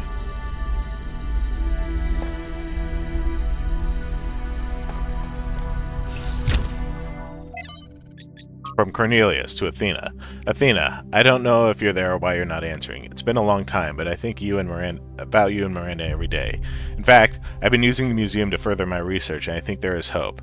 You know I wouldn't say this lightly. Please respond. I will return as soon as I can. I'll steal VTOL if I have to. Yours, Cornelius. Robot necromancy, robot necromancy, robot necromancy. Trials 40,880 to 89,972. Remaining instabilities eliminated. Trials 89,973 to 90,057. Final confirmation. Trial 90,058, version 1.0 successfully deployed. It is done. What now? That's... The trials are building the giant monolith. To what end? Robot necromancy, no robot necromancy, robot necromancy. I mean, based on what they've been talking about so far, it seems very likely that Athena may have become extremely obsessed with trying to revive Miranda to recreate her intelligence. Yeah. Machines of Mercy, from Motherhood, 12 essays by Inessa Pichot. Sometimes I imagine myself following the matrilineal line up against the river of time to the lives of my distant great-grandmothers. I try to imagine the sheer horror of motherhood, the agony of childbirth, the risk of death with every birth, the certainty of losing some of one's children. To us now, the loss of a child is a horror almost beyond words, a grief so deep it seems almost insurmountable.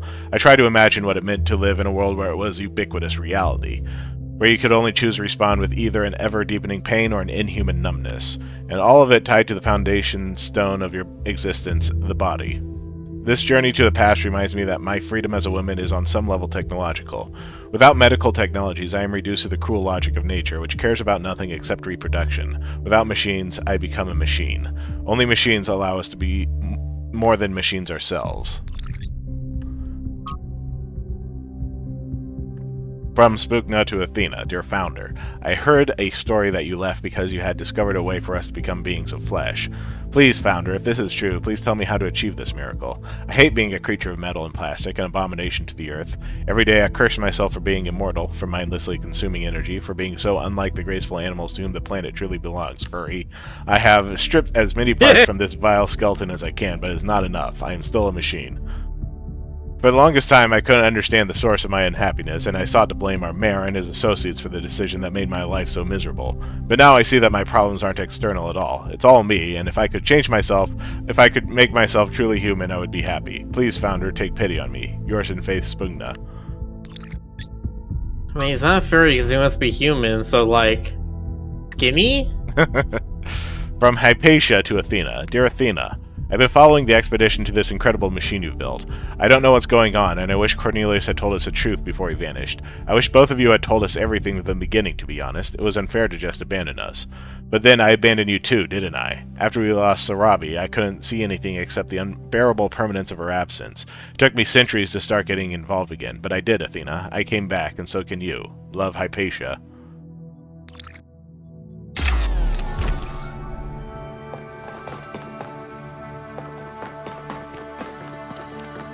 So it's robot necromancy, and the pyramid is a giant robotic womb.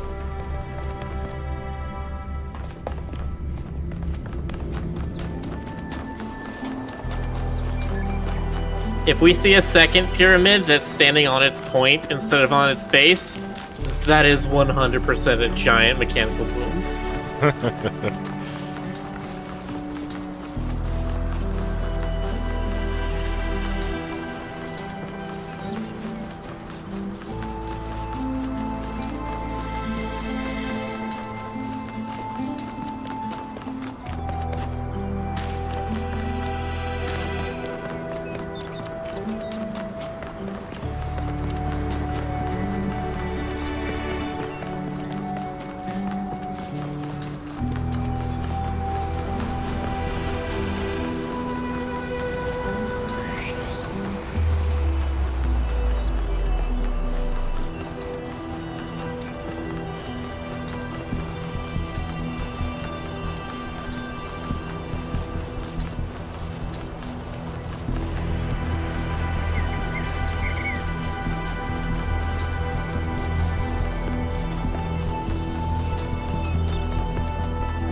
Pretty sure this question mark has remained the same size ever since I started walking towards it.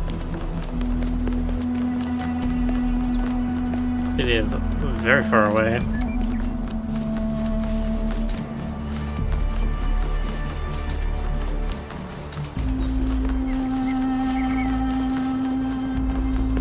It's the other one. Whee!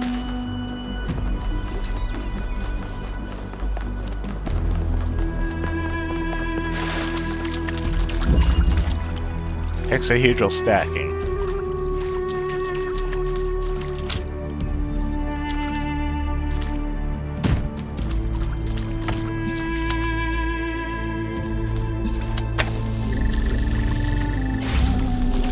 That goes in here.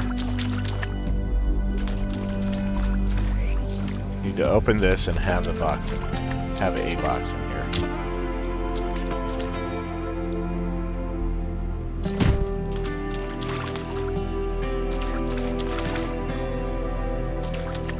So I just need to close this again.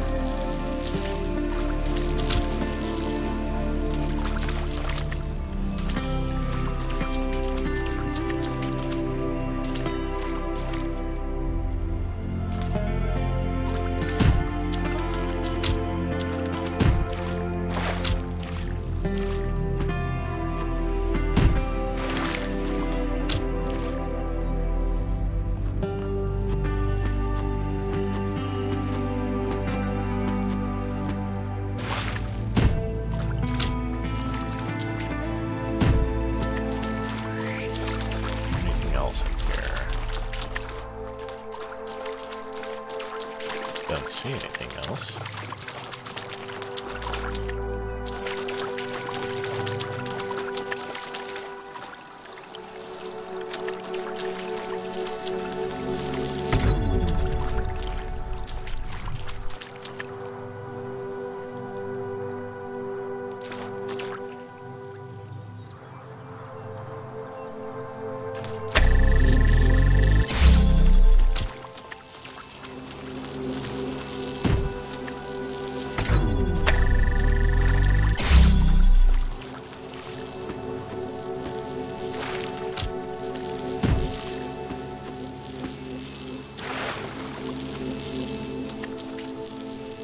Why can't I just wrench it through the bars here? Come on.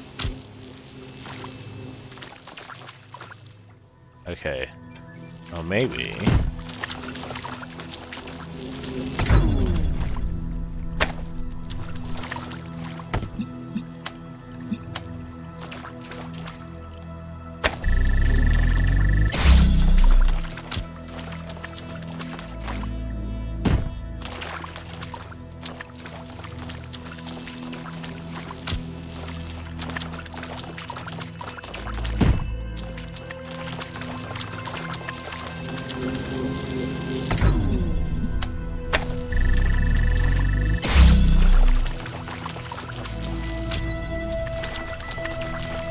There we go.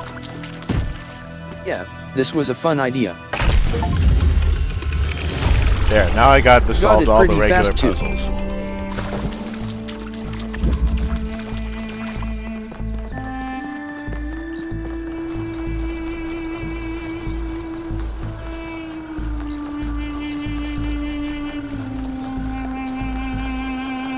Where's the other question marks? There's one over here.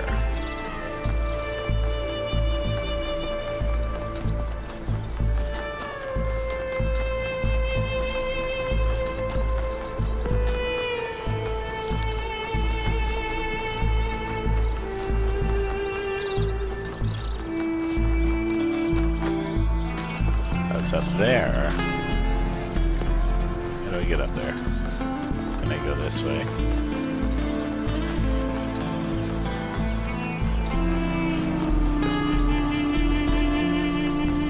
Yeah.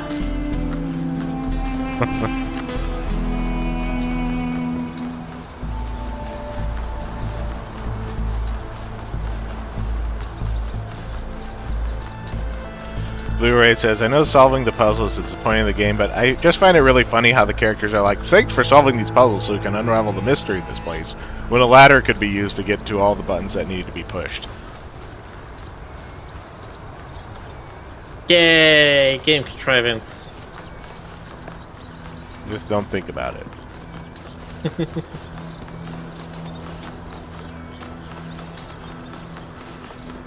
Just don't think about it. I see you thinking about it. Stop it. Stop it. Drop it.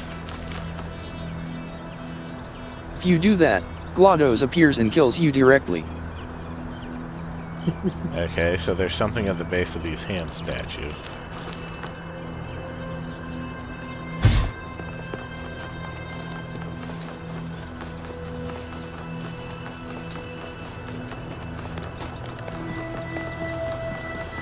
those hands?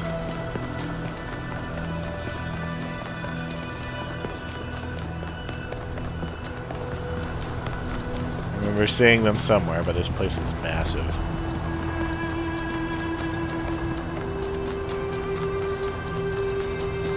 Can I get like a motorcycle if I go in the tower? Nah, like, you sorry. beat all the puzzles, Okay, here's a motorcycle. Sorry, only in Zelda. Oh man, I love the idea of going up there. There's so much to see on Earth. But there, the possibilities are literally endless. There's things out there we can barely imagine. And if you think about it, we're basically built for it. We could travel in sleep mode. The only resource we need is energy. We can land on planets with minimal atmosphere or heavy gravity. Imagine seeing a sun 1,000 times the size of our own. Imagine planets where life has evolved from completely different materials. And you know what? I think it would make us love the Earth even more.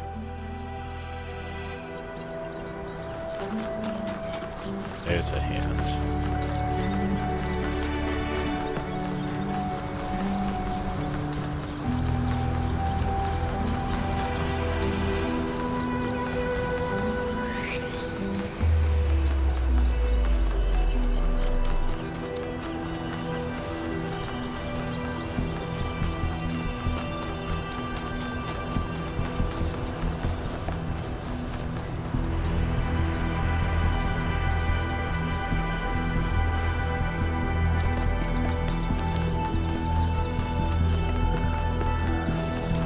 Did I do this one? Yes.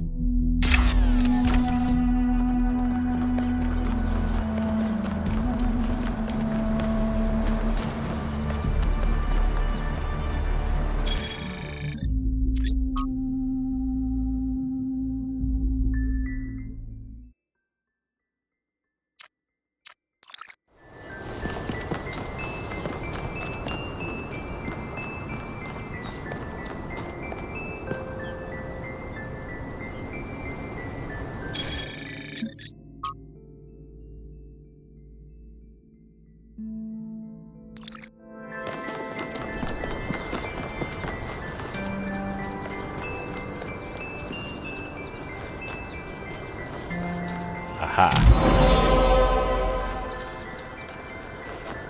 Oh.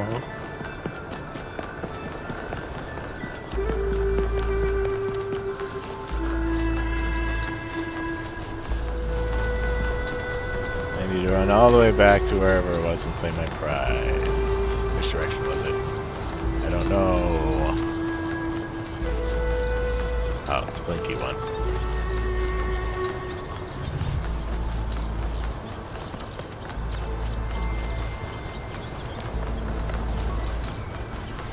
Step right up, step right up. Solve the puzzle, win a prize, win a prize, win a prize. You there, little metallic boy, you want to win a prize today? Come on up and look into this laser.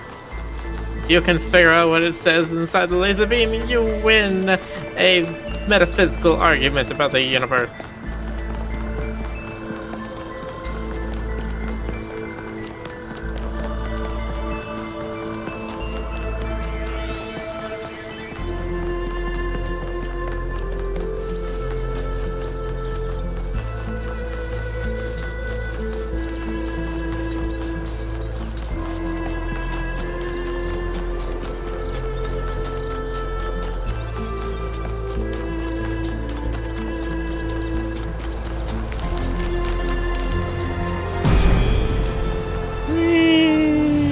If the fool persisted in his foolishness, would he become wise?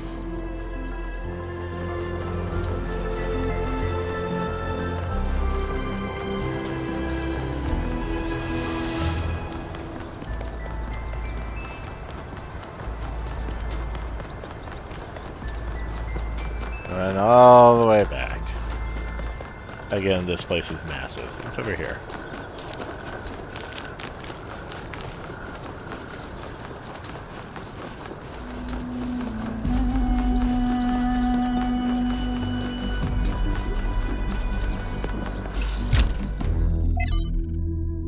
Trevor end. The end of Trevor. It's people like Trevor as much as it is people like Alexandra who make the future happen.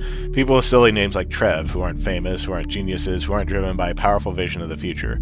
Ordinary people whose work and sacrifice isn't even acknowledged or remembered. I will remember you, Trevor. You held the world on your shoulders. Thank you. Dear Founder. Thank you, Trevor. Byron and I used to go to the hills above the dam and observe the stars at the telescopes that I built. When I saw the stars like that, I felt such awe that I wished we had the ability to cry.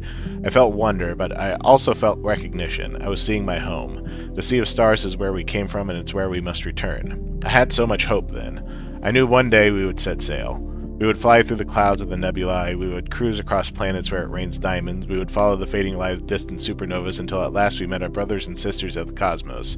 I could feel that day coming. I can't anymore, and I don't know how to live this way. Triclinius. In memory still bright, I lived with Sarabi for nearly a century. I will not pretend that all the days were good. Some were terrible. She was opinionated. She could be difficult. She could be unfair, and so could I. Sometimes we hurt each other, though we rarely meant to. But most days were good, and some days were great. A great day with Sarabi made you feel different. It made you feel like something had been revealed to you about the nature of the universe itself. Some innate goodness at the heart of all things. Like Nadia Sarabi, whose name she adopted, she believed in the existence of something sublime beyond the material world. I hope she was right. I hope she's still somewhere. I hope she's not trapped in that broken body I tried so hard to repair. I was advised to let her go, to get over my attachment. I tried, but it was the wrong advice. Love is what makes us human, and we should count ourselves blessed that we can experience it. My attachment is what kept me sane. What anchored me to this world. Even in death, she saved my life. I'm grateful for the days that we got, but no amount of days would have been enough. Love is not finite. It is for infinity that we must strive.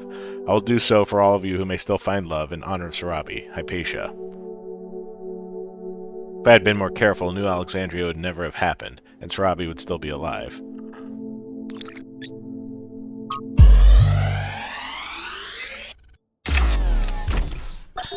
Everybody's gone, except me and Alex.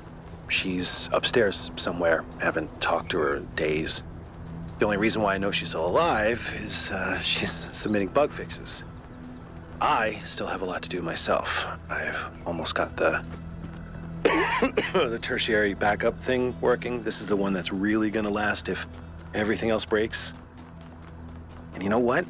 I think everything else might. The MLA still giving me all these hiccups, but I don't know. I'm not a software guy. All the software guys, yeah, they're dead. God, these time capsules went a bit sideways, didn't they? I was gonna tell you all about myself and John Carpenter and all that stuff, but mostly I just told you about Alex. Funny. I wonder if I should just... I should just tell her, you know? Just tell her. Just tell her. Just tell her. Maybe later. I gotta finish this first. Oh my god, you pansy, just tell her!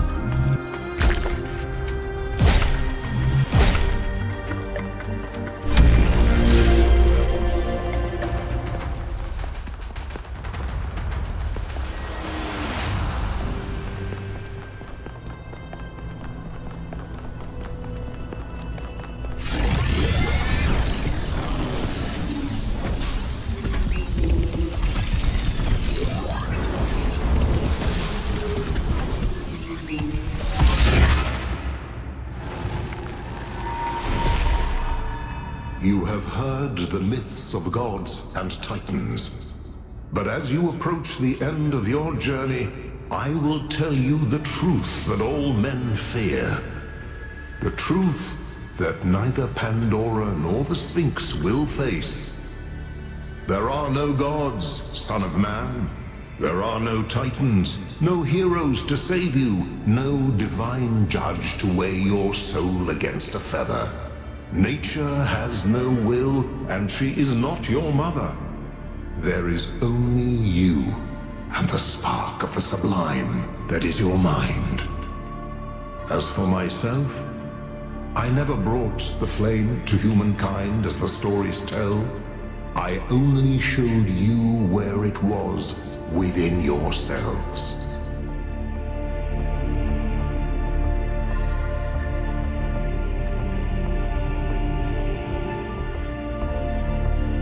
It is that voice within you which says, I am that I am. I will be what I will be.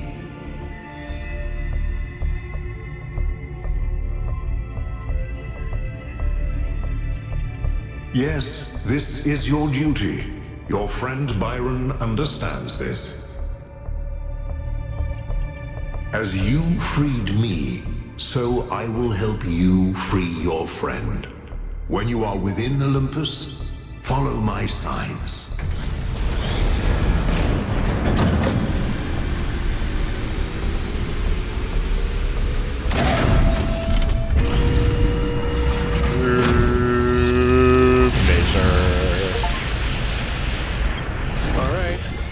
Time to do this. No, it isn't. Let's go get Byron.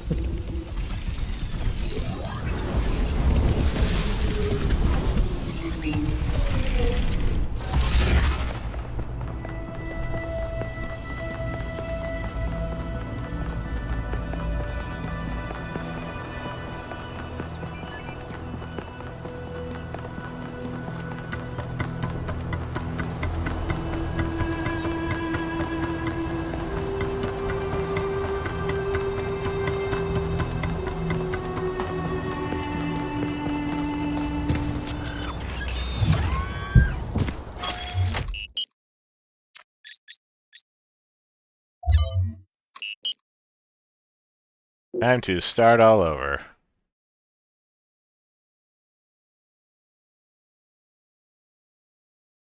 Do it again, start all over.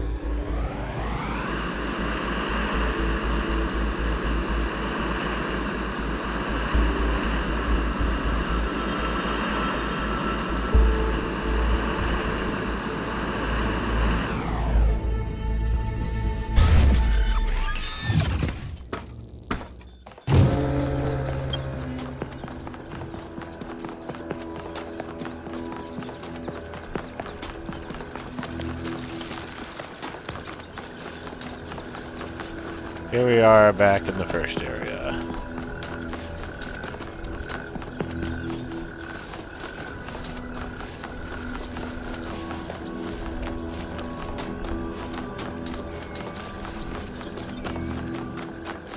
There's some stuff here that I missed.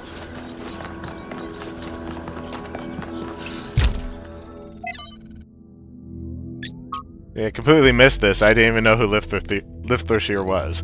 Lifthorsir from the Lives of the First Companions by Randolph. Lifthorsir is perhaps the most mysterious of the First Companions.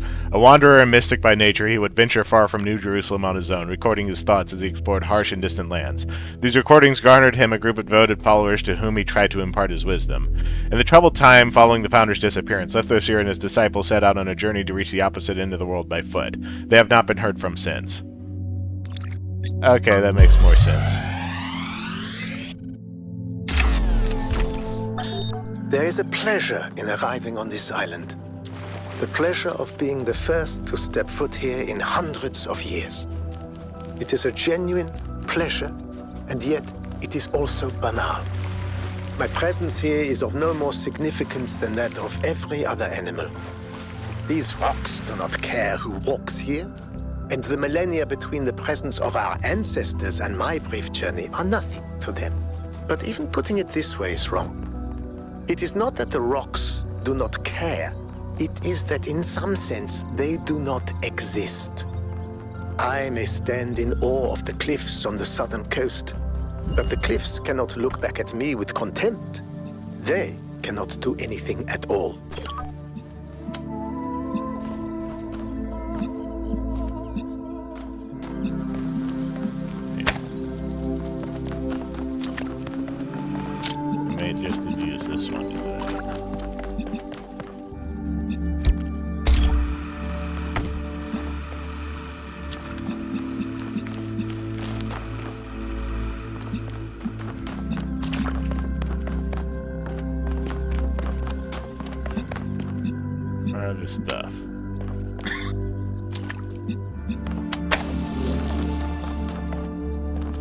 There's a red.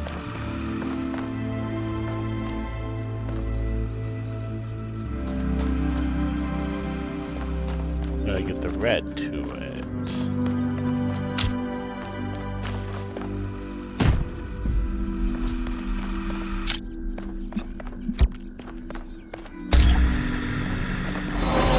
There we go.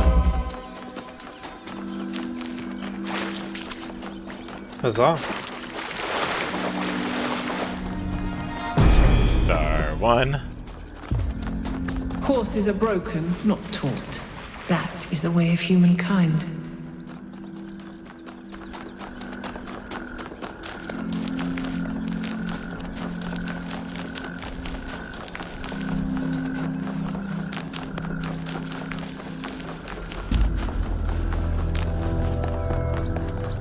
Many horses you've interacted with, lady, but I've interacted with quite a few, and that is absolutely not true.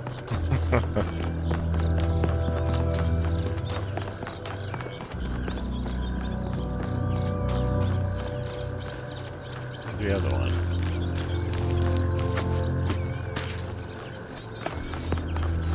Well, where's the other one?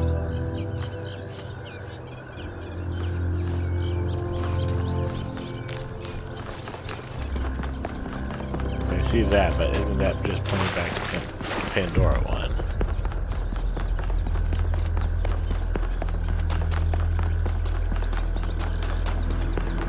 Ah, there's a question mark. Hiding behind the other symbols.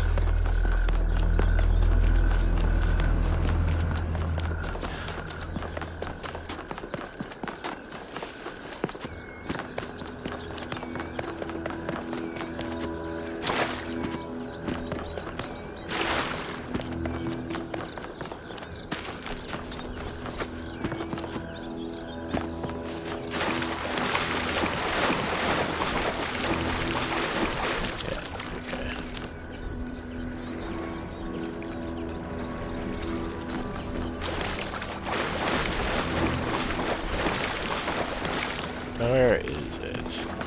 I mean, it could be literally anywhere. I don't think the thing points to it.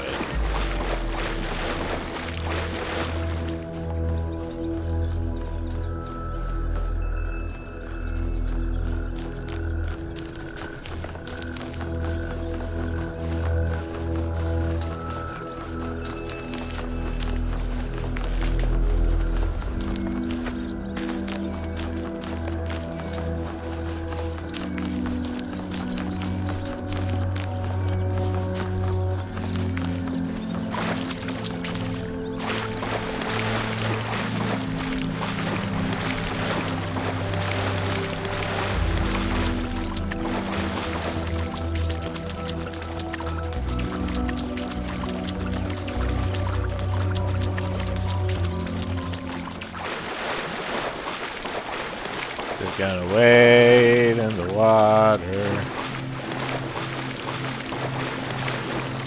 A robot in the sky. Wade in the water. Hope you'll find some guy. I think that's it.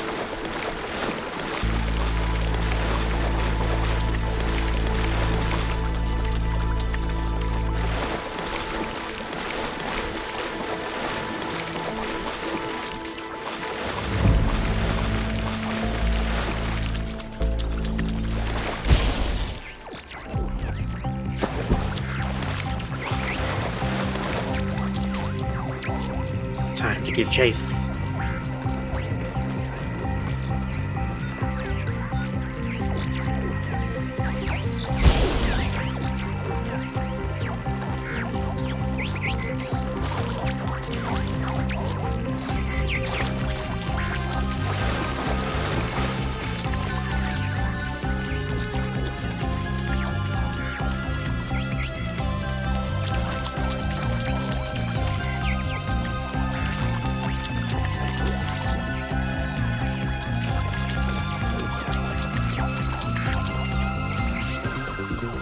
Oh, I've been on top of that.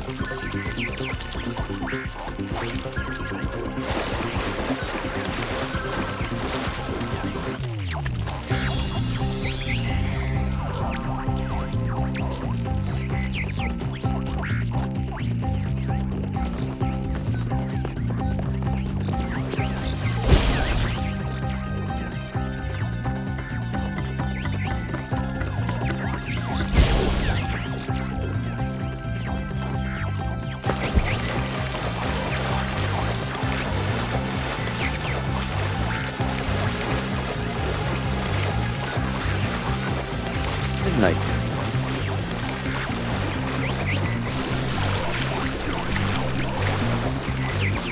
You can't call midnight in the middle of a chase. It's against the rules.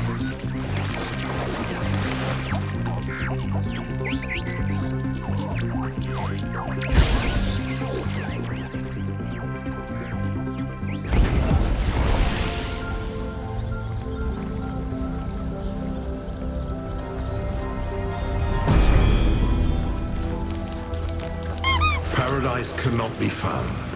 It must be built. Oh, I thought It is Paradise still was a midnight killer. and the chase is over, so that works out. Hold on, I need to check something first.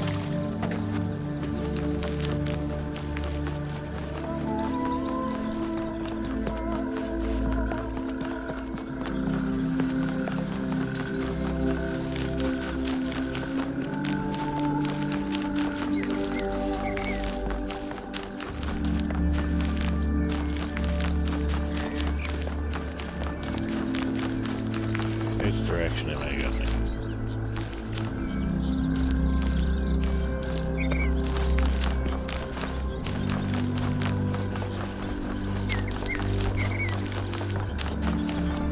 Here it is.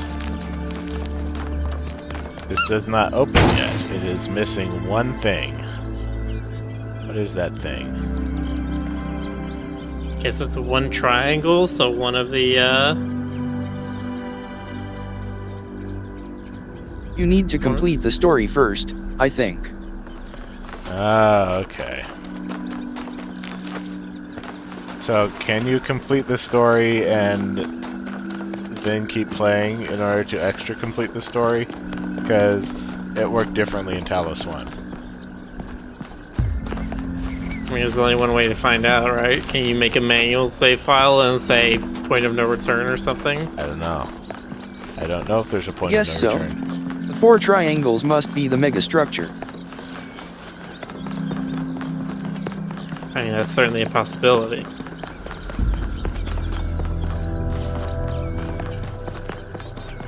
Anyway, you can always back up the actual save file. Yeah.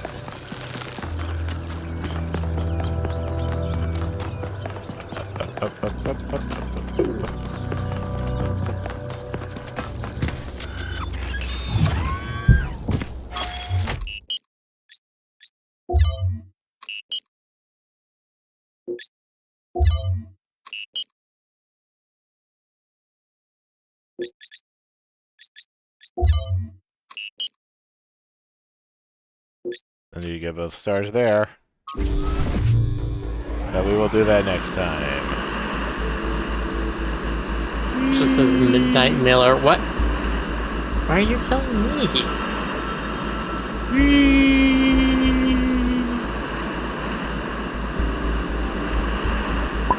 See, you heard the man. We're not going to bed just yet. Instead, we're going to break out the Wii. He wants to play Guitar Hero 3.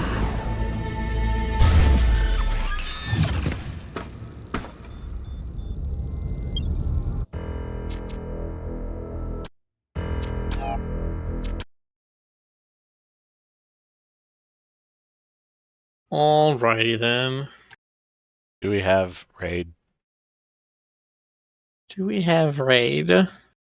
We do.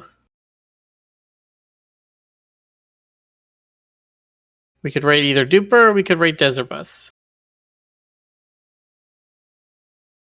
Oh, you raided Duper yesterday, so. So chat, go support Desert Bus. They just celebrated tonight that they have raised $10 million lifetime. It's extremely proud of them. Over the last 17 years, they've raised $10 million for Child's Play charity and other pediatric cancer funds. So please go support them. Please give them love. And have a good night, everybody. Have a good night, folks. Bye-bye.